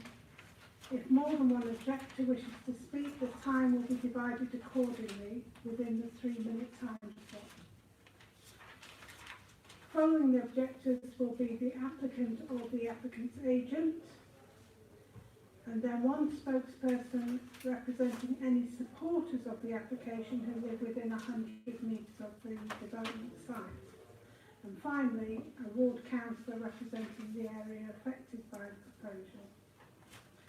Each speaker should restrict their comments to the planning aspect of the proposal and should avoid repeating information which is already in the report. The meeting is not a hearing where all participants present evidence to be examined by other participants. At the end of each representation, the committee may ask questions of the presenter. Speakers should lead the committee to subjects on which they would welcome further questioning. After receiving all submissions, the committee will debate the application and consider the recommendation. This is a council committee meeting which is open to the public, and there should be no interruptions from the audience. Finally, I would like everyone present to know that although the planning committee comprises members from different political parties, we are not politically whipped. Our decisions are made in accordance with the council's planning policy and based on the information contained within the relevant reports, together with consultation responses and any verbal submissions made today. How we approach these applications is set out in the development management report at item 6, and if members are happy to note, which we have already noted that report, we will consider the next application. So we're looking at plots. Councillor King has joined the committee this evening and she is substituting for Councillor Martin Seaton. Welcome. Thank you. So we're looking at plot H7, the Haygate Street within land bounded by Elephant Park to the north, plot H2 to the west, Haygate Street to the south, and H11B to the east. London SE 17. Pages 147 to 241 of the agenda pack, and pages 2 to 7 of the addendum report. Say 2 to 4 of the addendum report. Now, as a reserved matters application rather than a full planning application, the only matters for consideration in this application are the access arrangements to the plot, its layout, the scale of the buildings, their appearance and the landscaping. These reserved matters are submitted pursuant to the outline planning permission granted in March 2013 for the redevelopment of the former Haygate estate. The outline permission and its associated Section 106 agreement determined a wide range of issues, including the level of affordable housing, transport mitigation, construction phase jobs, provision of a public park, carbon reduction, affordable retail provision and financial contributions which are not within the reserved matters currently before the committee. I will invite the legal officer to comment further on matters that can and cannot be considered for this application. Thank you, Chair. My comments have been a little bit preempted by Councillor Rose in the previous committee meeting when she said that tonight we were it was considering matters. It was the ghost of decisions past. But this is not a séance. Anyway, thank you for that, Councillor Rose. Just to emphasise that the Council's got a very settled position in relation to affordable housing, and this was made clear at the time with the adoption of the Development Viability SPD in 2016. The aim was that all new developments should provide at least 35% affordable housing. The Chair's already mentioned that this agreement for the Haygate estate was the Section 106 agreement was reached in March 2013. So obviously some time ago and in a somewhat different economic circumstances than we looked at more recently. The report sets out very clearly paragraph 84, the table at paragraph 84, and also in the conclusions in paragraph 87, the position in relation to the affordable housing strategy. And the officer's conclusion was that the affordable housing strategy complies with the Section 106 obligation. I'd just like to repeat the Chair's comment that this is an application for reserved matters. It is not an application for planning permission, and therefore the committee is not deciding whether or not the quantum of 25% is acceptable. That decision has already been taken, and it isn't open to the committee to look at that again. You're merely looking at whether the affordable housing is in accordance with the affordable housing strategy, taking into account the comment that I've picked up on paragraphs 84 and 87 of the officer's report. So just to emphasise, this is not an application for planning permission. You are very much governed by, in Councillor Rose's terms, the ghost of decisions past. You are not allowed. You should not be looking at the affordable housing quantum, but merely looking at the affordable housing strategy. Thank you, Chair.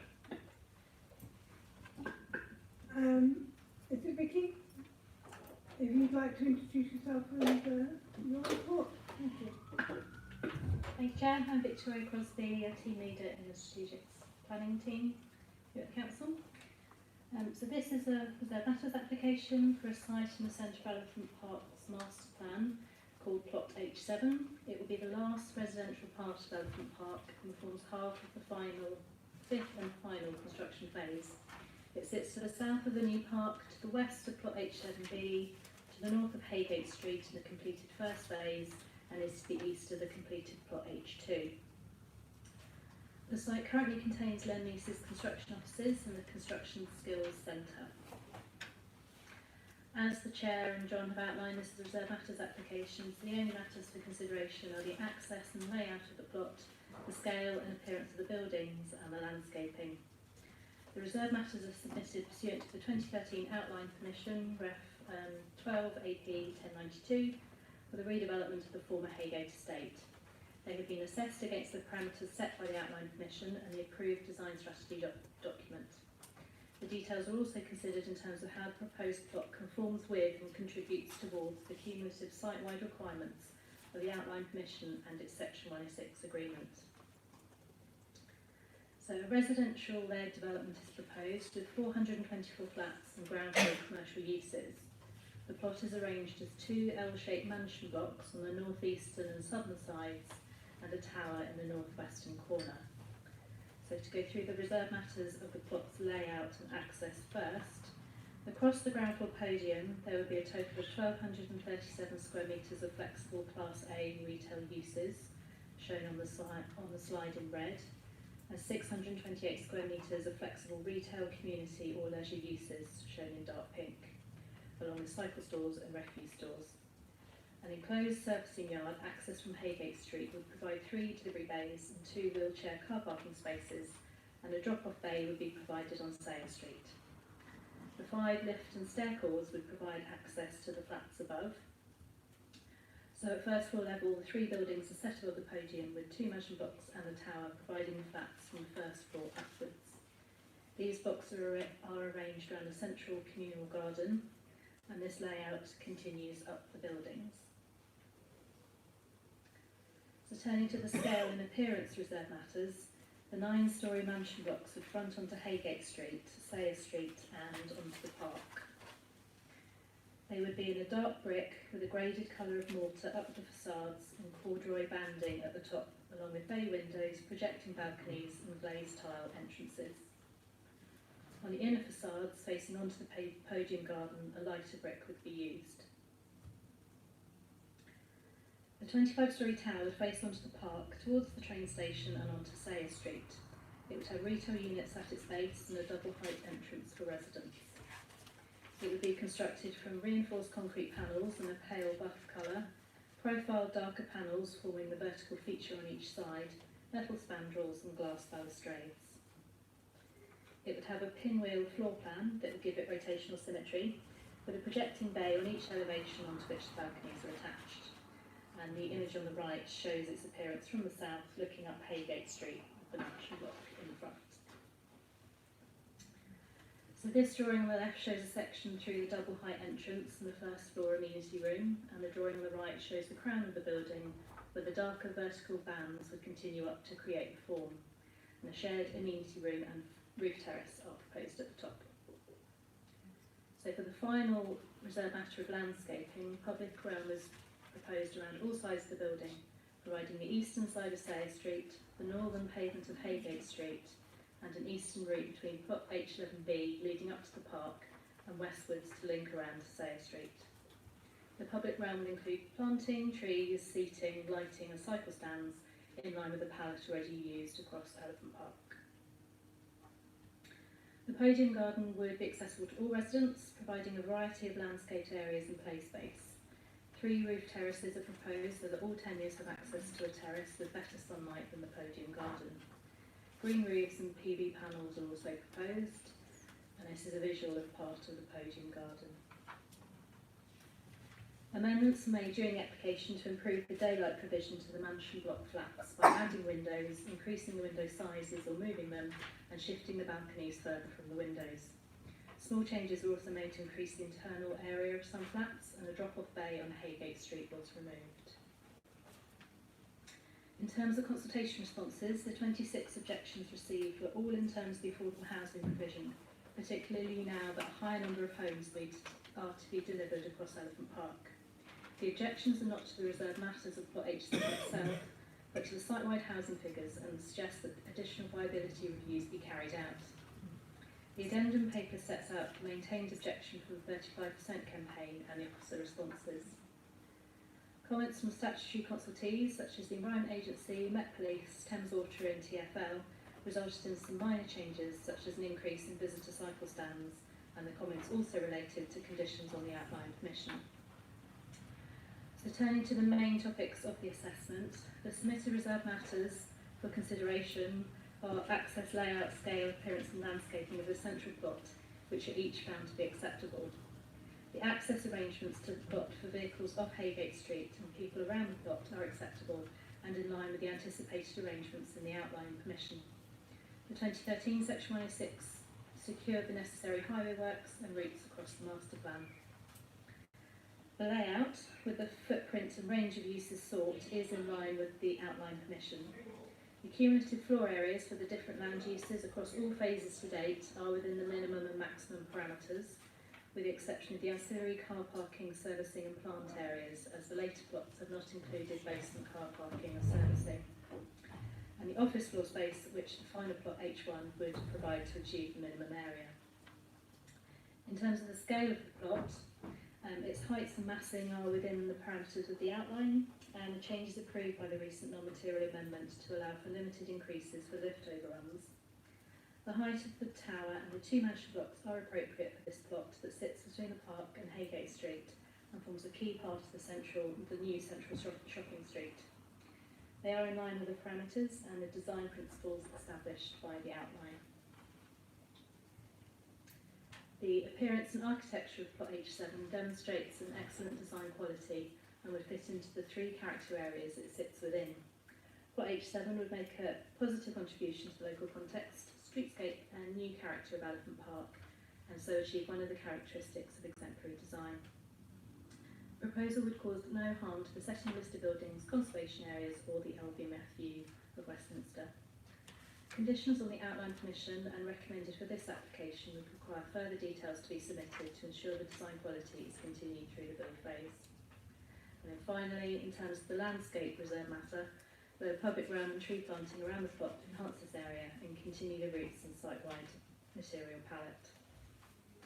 So to pick up on a few of the matters that result from the scale, layout and appearance of the reserve matters, the density of this plot alone at 1,601 habitable rooms per hectare is higher than the expected range for a site within the central activity zone, and higher than the 2013 indicative site-wide density of 1,054 habitable rooms per hectare of the outline permission.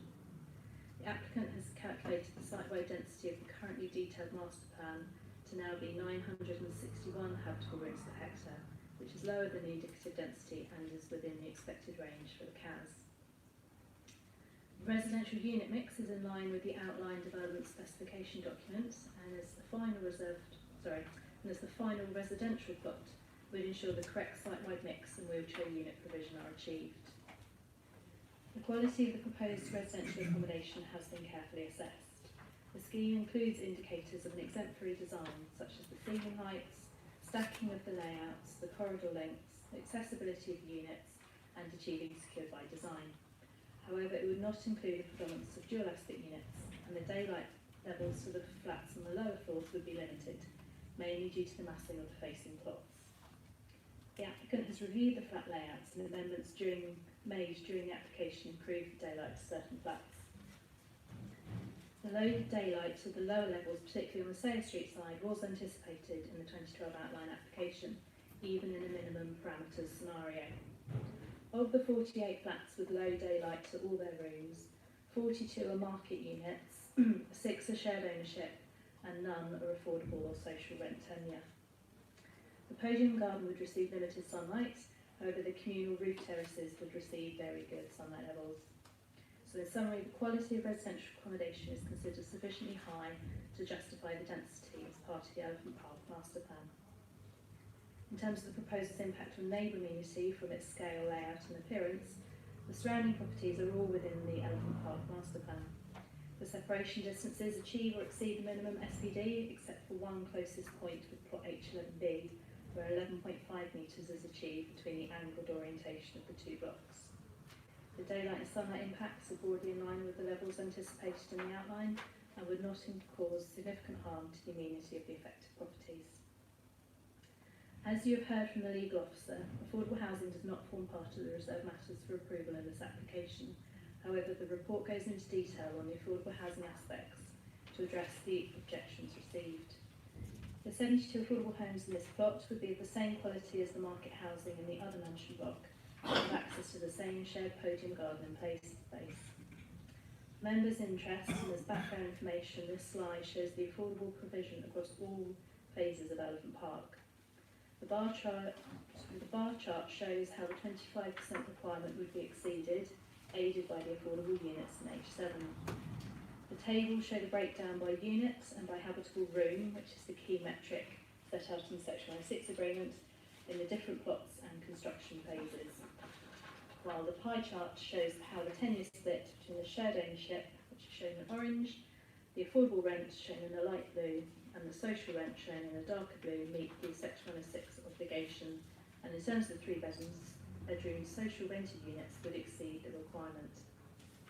So in conclusion, as the access, layout, scale, appearance and landscaping proposed in this reserve matters application are acceptable, it is recommended for approval subject to a limited number of conditions. Thank you. Any points of clarification for the officer? Anybody? Go on, Margie. Given that we have obviously a very strong relationship with this particular developer throughout numerous projects, I think historically in Southwark, obviously it's very disappointing that we're still stuck with this level of social housing.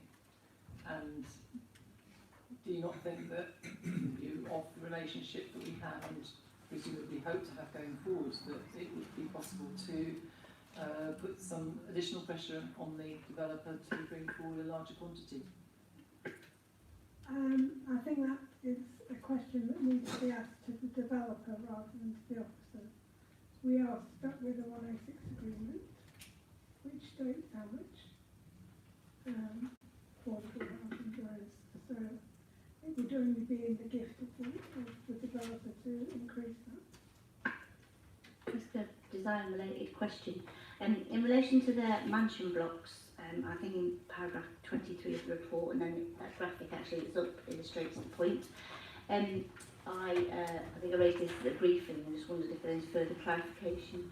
An aspect of the built-out development that I feel is quite successful in design terms is the stretch of bayed mansion blocks further along Haygate Street once you turn the corner and going down. But I note that this design is a more cuboid, squared off variation of that.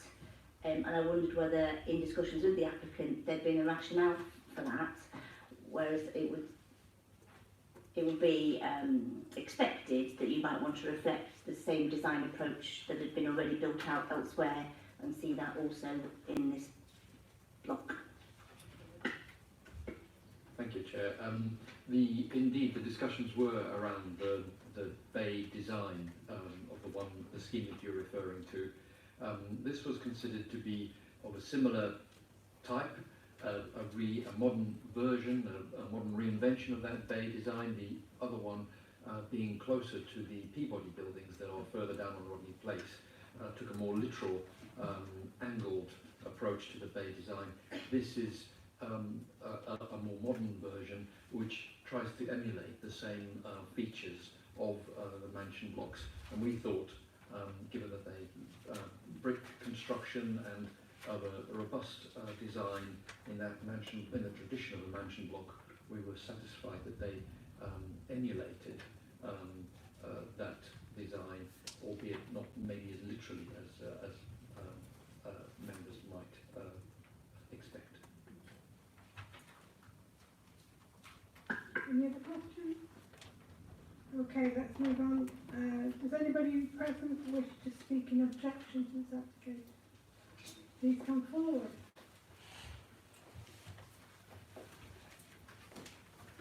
In a moment, I'm going to ask you to introduce yourself.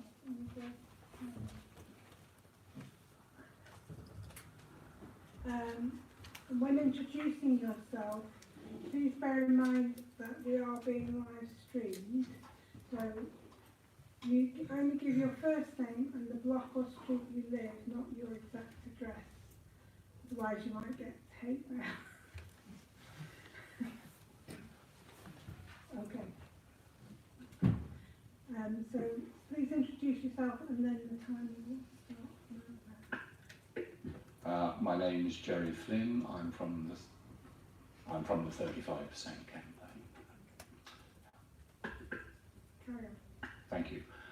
In the light of the comments made by the chair and the legal officer, it does not appear that my comments will be considered in reaching a decision on this reserved matters application. However, I hope that the committee will listen to them and take note of them.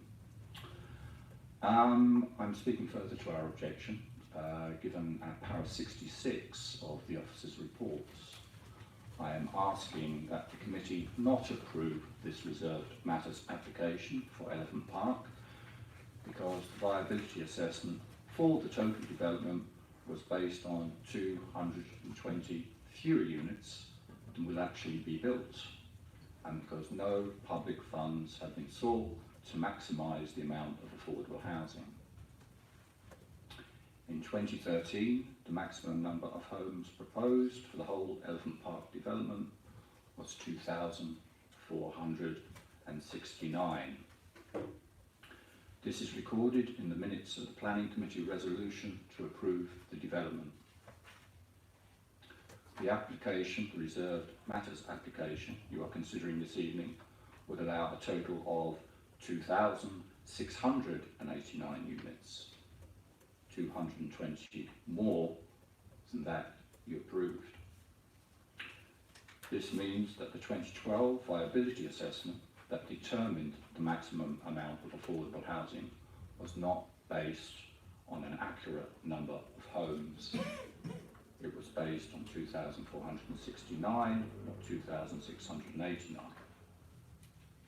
The applicant therefore has the revenue of 220 units which have not been taken into account by any viability assessment. The difference in terms of free market units is 256. Viability reviews are therefore needed, both for plot H7 and for the overall development, to establish the maximum reasonable amount of affordable housing according to London Plan requirements, policy 312. Public funding for this development should also have been sought, and should still be sought, from the Mayor to maximise affordable housing, with a view to reducing the rent levels of 1 and 2 bed affordable rented units and increasing the proportion of shared ownership units in line with the development's S106 agreement. The regeneration agreement between the council and the applicant allows for both these courses of action, to conduct a viability review and to seek public funds. And we ask that the committee do not approve this reserved matters application until this is done. Thank you. Thank you for your presentation. Any questions to the objector? Councillor Morris? Thank you, Chair. So, Joe, we've had a response by email from the Director of Planning, and I think John Bolton, you've heard earlier on, but you're still clearly not convinced. And just wondered if there's anything that you want to add to make us as committee members just really understand the point more clearly, that because they're saying no, you're saying yes. Both sides seem perfectly valid, and if you could just really summarise what it is that we need to understand really clearly, and where you disagree. Well, I'll start where I don't disagree. We're not arguing that 25% and a little bit more of affordable housing has not been delivered. It has. But the point I think we're trying to make has been delivered on a false basis. It's been delivered on a viability assessment which is 8 years old and which has the wrong figures. We think that this could be a material consideration in considering this reserved matters application. Obviously, it's for the committee to decide that. I also think part of the purpose of coming here today was to point out to the committee that something that it approved 8 years ago has not been delivered. What it approved 8 years ago set parameters for the minimum and maximum number of units, and those maximum numbers have been exceeded. The quantity of affordable housing, it's already been raised, is one of the key issues around this development, as around most developments. It depends upon viability assessments. Viability assessments in turn depend upon accurate inputs. This was not an accurate input. Thank you. Any other questions? Okay, thank you very much for your presentation. So can we now have the applicant or applicant agent come forward?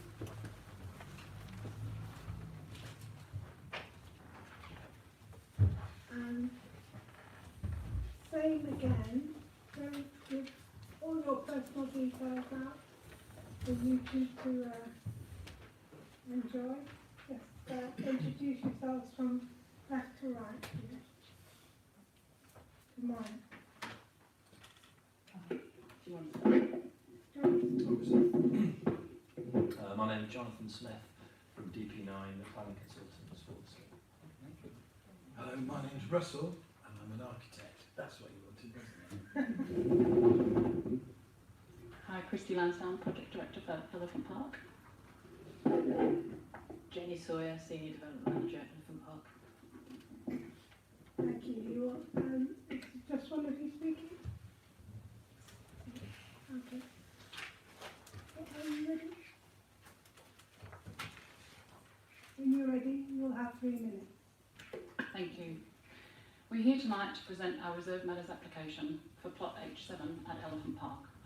Since gaining outline planning consent in March 2013, we have achieved significant progress and momentum. Working in partnership with Southwark Council, we have now over 1,700 homes either complete or in construction since the planning was granted only 7 years ago. This includes delivery of 25% affordable housing, which we will deliver as promised. We think this demonstrates an impressive pace of delivery for a complex scheme of this scale, and also represents a major financial investment given the significant infrastructure costs that have been incurred during the early phases of delivery. The pace of delivery has also provided a number of other benefits for our local community, some of which have been realised sooner than originally envisaged. For example, to date we have employed over 1,500 Southwark residents on the project, with our investment in the Southwark Construction Skills Centre supporting over 8,000 people into training courses. We have focused on supporting local business, and of the 12 new retailers currently taking space at Elephant Park, 8 of these are local businesses taking advantage of an affordable retail unit. We have planted over 1,200 new trees and built the first phase of the new park, which along with Woolworths Square are 2 examples of the kind of high quality spaces we have promised to deliver for the community. And finally, Elephant Park is on track to be a net zero carbon community by 2025, with the delivery of a low carbon energy centre last year being a key milestone in this journey. This evening, we are excited to build on this progress by bringing forward our Reserve Matters application for Plot H7. As with all of our previous RMAs, we have consulted with the local community and worked hard to make sure this submission is compliant with our Outline Planning Commission, and officers have recommended it for approval on this basis. H7 will be a strong addition to the master plan, complementing the emerging character of the area. It will provide 424 new homes that will be delivered completely tenure blind. It will provide all residents to access the outdoor amenity space, including a landscape courtyard and a rooftop garden. It will create a sense of place with buildings that draw inspiration from the architectural character of Woolworth, and will complete our shopping street, Sayer Street, providing more employment opportunities for local people. And it will fulfil our commitment to provide the 25% affordable housing. H7 is an important plot at the heart of the master plan, and this Reserve Matters application will allow us to continue to deliver on our promises that we have made. A vote to approve this application is a vote to continue with the delivery of more homes, more opportunities for Southwark businesses and more jobs for local people, and we look forward to taking any questions that the committee might have. Councillor O'Brien. Hi, welcome. Thank you for your presentation. Do you agree with the figures of the objector, and do you think it's fair, if you do agree with those figures, that you can build an extra 220 residences and not contribute more to affordable housing?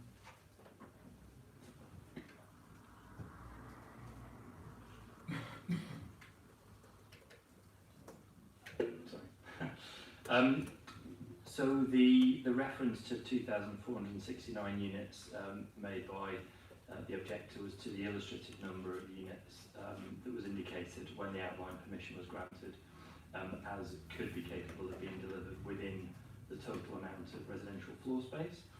But what the outline permission actually controls is the amount of residential floor space that can be brought forward under the consent.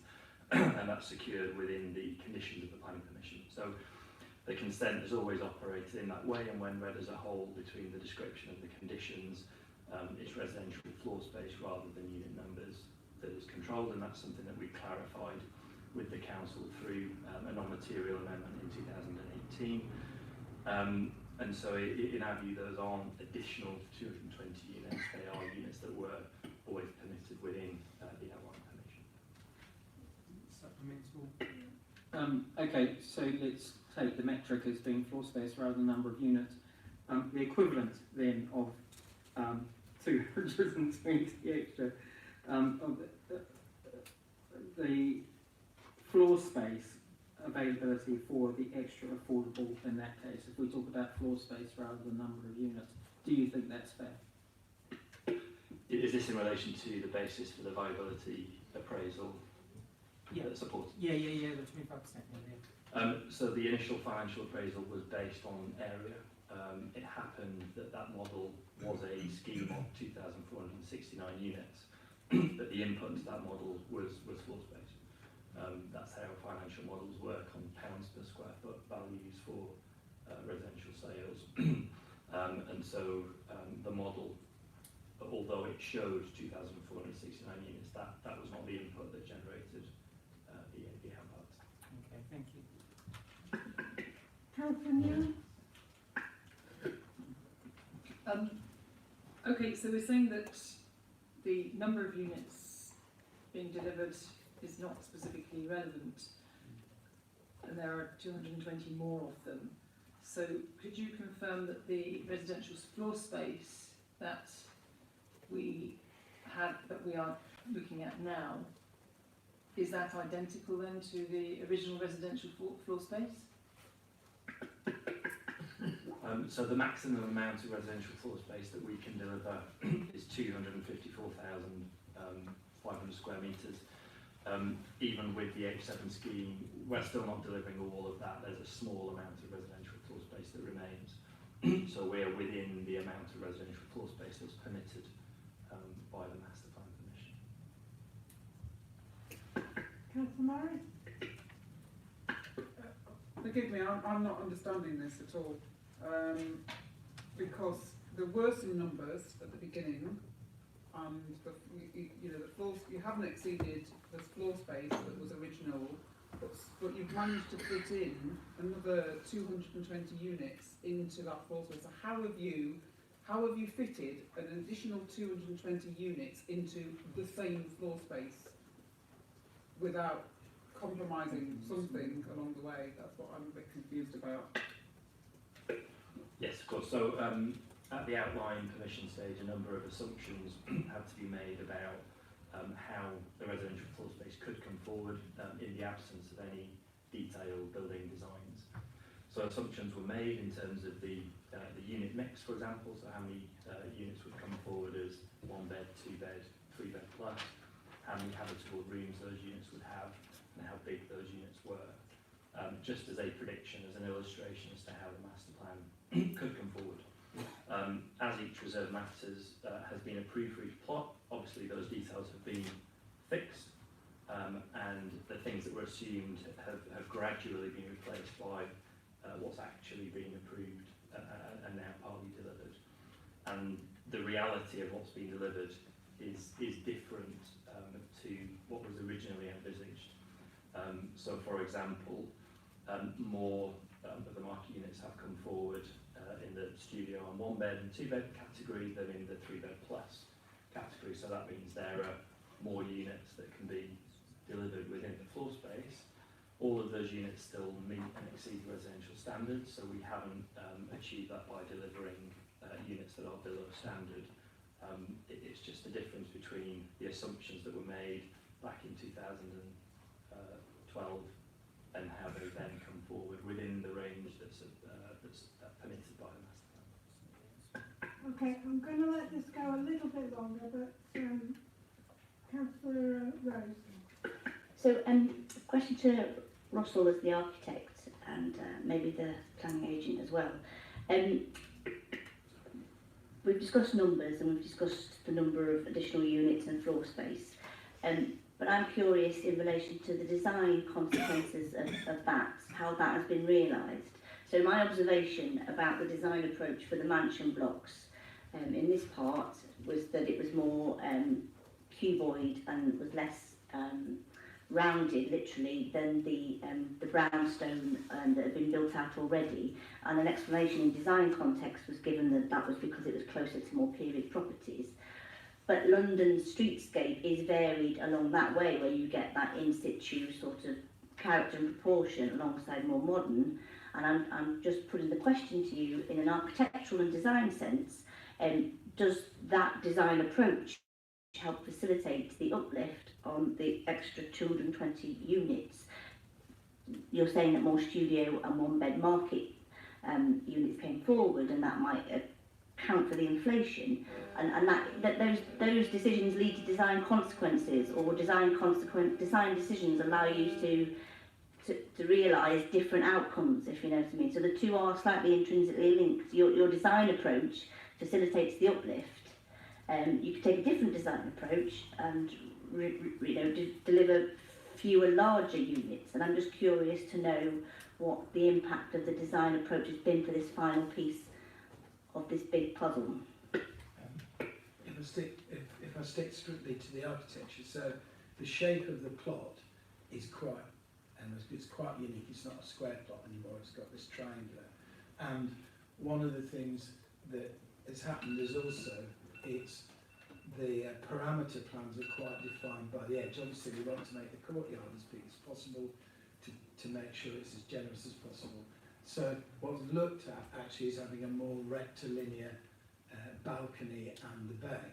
Actually, sadly, most people have square furniture, so actually it's quite efficient to have pretty much cuboid floor layouts. And particularly here, we thought that there's other buildings, there's obviously the tower and there's other buildings across the park. So the more rectilinear approach seemed both efficient and seemed a rational way to do, and that the bays are actually a bit inefficient, and I think they were more about talking to the Peabody and they're more a particular context. I should also say that we've got quite a lot of experience of doing housing like this, and it's quite usual that the quantum of area, when you come to design it in detail, actually reduces considerably, partly because at the time, I guess people don't want to get it wrong, so they add 10% and add 10%. It's quite a generous allocation, and that when you actually draw them up really carefully, and they're to the mayor's standards, and they're with 7 and 8 flats per floor, it gets pretty efficient because you're very careful with space and you think about it more. And I think at that stage it generates, you get more and more efficient, and obviously people want as much space as they can, but they want usable space. So it's a long process, and that's quite a natural reduction. For instance, we're doing a big scheme in Wandsworth where more extra space has been found, and in fact the same process and the same discussion is happening around NNMA and RMA. If I could just add a point just to clarify my earlier comment around the number of studio and one beds. That was a comment across the master plan as a whole rather than for H7 specifically. H7 specifically provides 47% of its units as 2 and 3 bed units, with the remainder one bed studio. So there is a mix of unit sizes across H7, and the master plan as a whole is compliant with the residential unit mix requirements. Councillor King. Thank you, Chair. When Jerry spoke in objection, he mentioned that you hadn't made an application for any public funding to try and maximise the delivery of affordable housing. And I was just wondering if you could talk us through whether you did consider it, and if you did consider it, why you dismissed it. Thank you. Yeah, I'll start on that one. So, when the outline permission was considered back in 2013, that was accompanied by a financial appraisal, which obviously demonstrated the maximum reasonable amount of affordable housing that could come forward on the site. That was 9.4%, but permission was granted on the basis that the applicant delivered 25%, so significantly in excess of what was considered reasonable. Because it was so significantly above what was considered reasonable, it wasn't considered appropriate at that point to introduce a requirement for the applicant to seek grant funding, and partly acknowledged that the grant funding regimes that were in place at the time wouldn't have provided funding on that basis. So the 106 specified that if funding were to become available, it would primarily go to improving the affordability, of the affordable rent units, and then a further cascade to improve the affordability then of the intermediate units, and only if both of those steps were achieved to then deliver more quantum of affordable housing. And so our focus has really been on delivering the commitment that we gave in receiving planning permission to deliver 25%, which was significantly above what the scheme could viably provide at the time it was granted. Yeah, so what's the situation now then? So in terms of, so it was actually only 9%, but you committed to 25%. So what's your actual ability to do the 25% now? And indeed, do you have an ability to increase that further? So where are we on the overall viability on that now? I suppose plainly where we are is that we are committing to deliver the 25% as required by the master plan permission. That wasn't my question. You know that wasn't my question. My question was, in terms of the viability, you said that you had agreed to provide the 25%, but it was only viable at 9%. I'm asking you whether or not the viability shows that you can now deliver 25%, and indeed whether you can deliver any more than 25% now. The permission doesn't have a review mechanism that has required us to submit a further viability appraisal. It did have one which was an early stage review, so that if the development hadn't been implemented within 2 years from the approval of the first reserve matters, a viability review would have been undertaken at that point to determine whether the scheme could deliver more than 25, but that wasn't triggered because the scheme delivery did start, and so there hasn't been a requirement to submit a further viability appraisal or to review that viability if we deliver out the scheme. I think one thing just to add to that, what we've worked hard to do is work with our registered provider to provide more 3-bedroom social rented houses across the scheme. We've seen a significant increase by 5% for the 3-bedroom social rented housing compared to the original position that we had in 2013, which is obviously in response to the borough's housing need.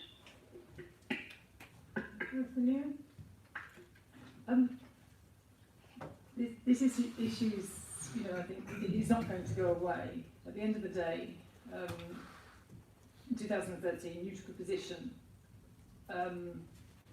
You, if you like, took a punt. You didn't sign up to deliver 25% because you thought that would be a nice thing to do against the 9.4 which was deemed to be viable at the time. You signed up to deliver 25% because it was a fairly reasonable assumption at that time that the viability would improve considerably. So at this stage, and I mean, also in reference to, obviously I asked this question also of officers, but given that you obviously, you have a solid relationship with Southwark as a developer, it seems incredibly disappointing from our perspective, I think it's fair to say, that you would still be sticking by this value of 25%. You agreed 25% because you knew that it was likely to be an extremely lucrative position to take. And at this point in time, I find it very difficult to accept that you are not aware of the current viability at this moment in time. And I'd ask you, therefore, to reconsider the response that you have given and reconsider the assessment in general that you're making in this application on the basis of the relationship that you have in the past with Southwark and would hope to have going forward in Southwark, and knowing, as we all know, every person in this room knows categorically that you are not going to be walking away from this scheme with losses. We all know that. And in those circumstances, it sticks so firmly in the gut to think that we are forced, that we would be forced to agree a position of such a poor percentage of affordable housing.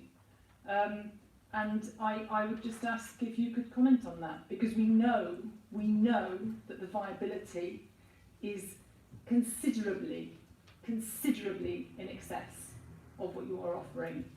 And I just think from any perspective, from the perspective of the relationship you have, or from a moral perspective for the company, it is absolutely wrong. And I would like to hear your comments on that.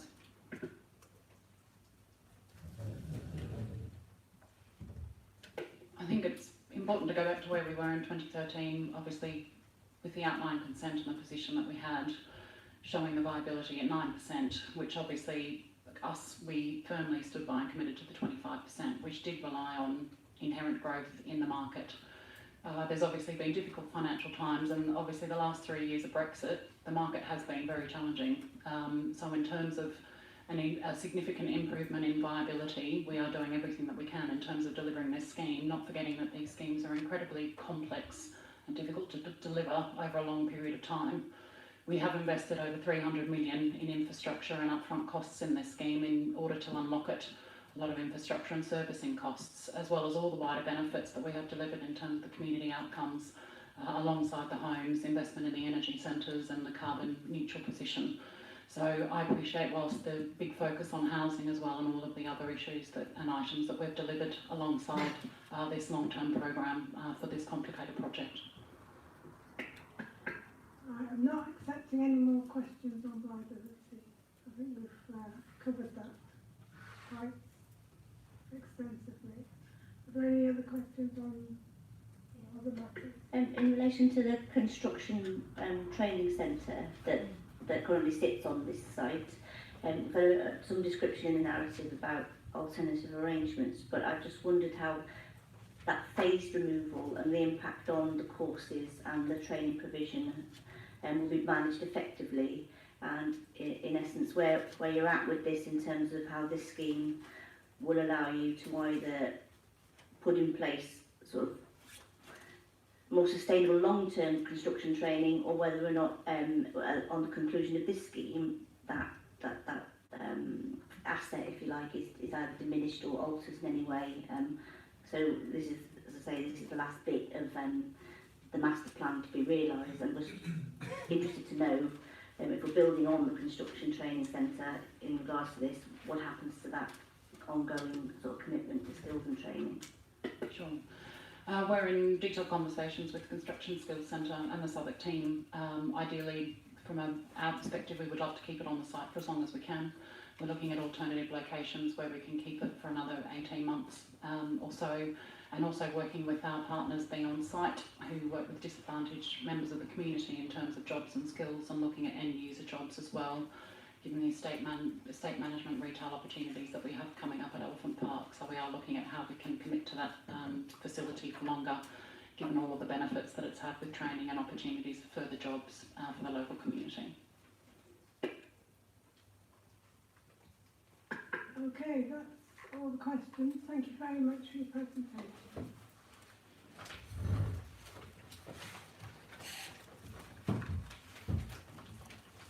So does anyone present live within 100 metres of the development site and wish to speak in support of the application? No? Is there a ward councillor present? Anyone? No? Okay, so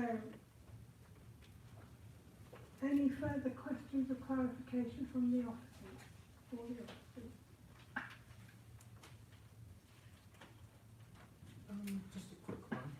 Go on then. Just with the retail units in H7, I chaired the Council Square application, and obviously we're short of space for the, or meanwhile space for the traders. Is that something that you've had a discussion with the applicants about, making that space available for a fixed period of time as well?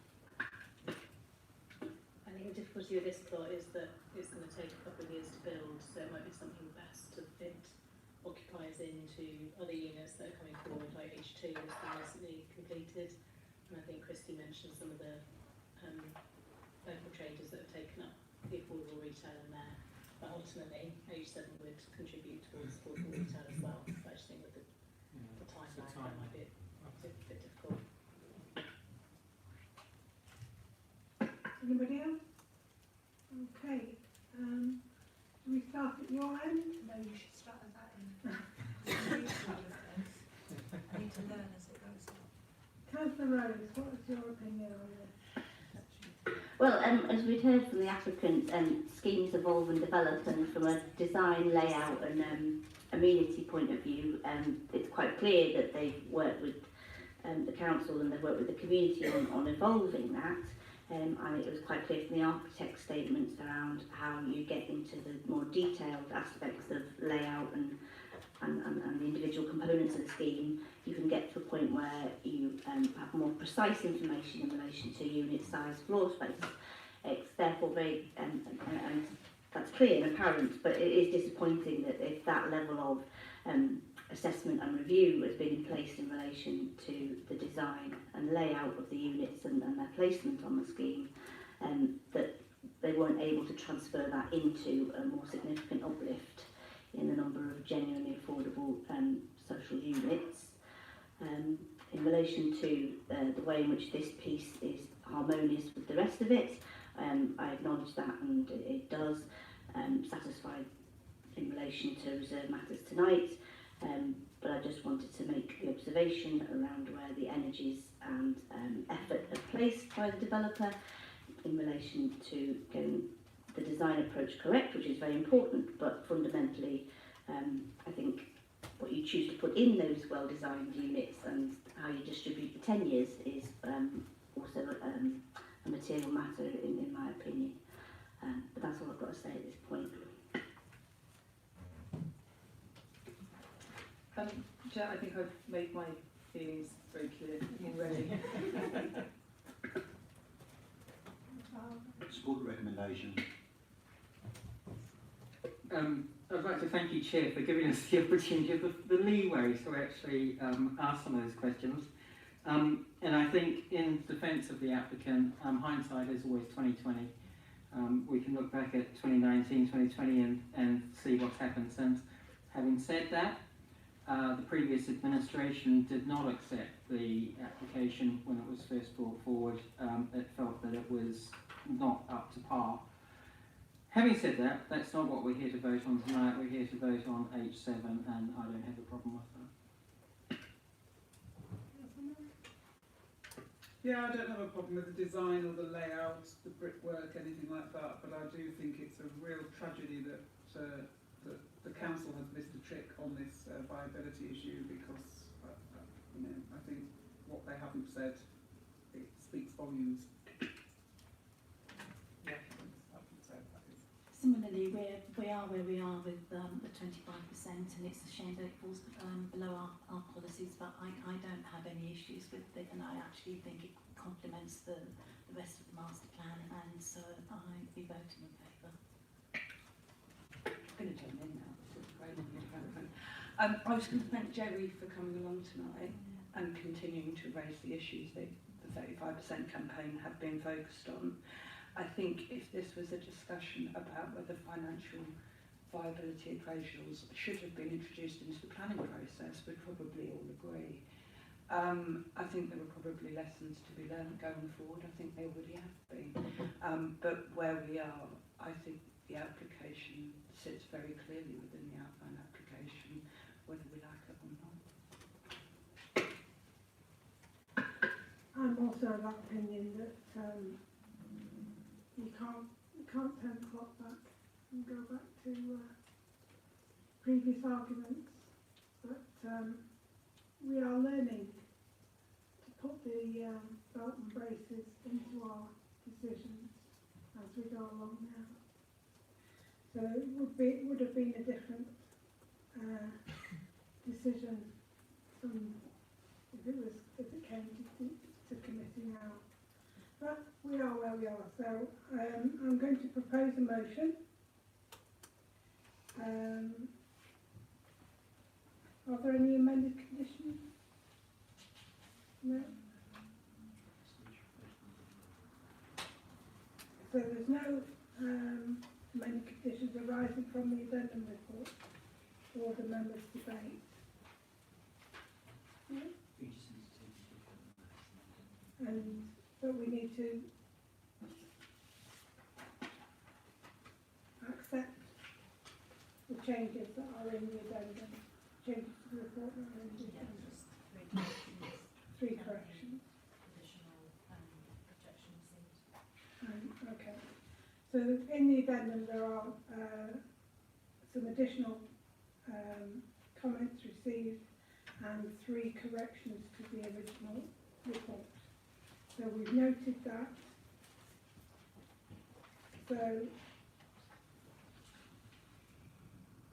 I would like to move that we adopt the officer's recommendations as set out in paragraph 1 of the report on page 149 of the agenda pack, that approval of reserved matters be granted subject to conditions.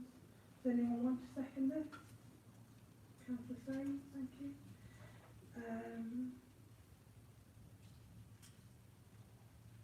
Okay, those in favour? Those against? Those abstaining? Okay, that is carried. Thank you. Thank you all for coming. Safe journey home.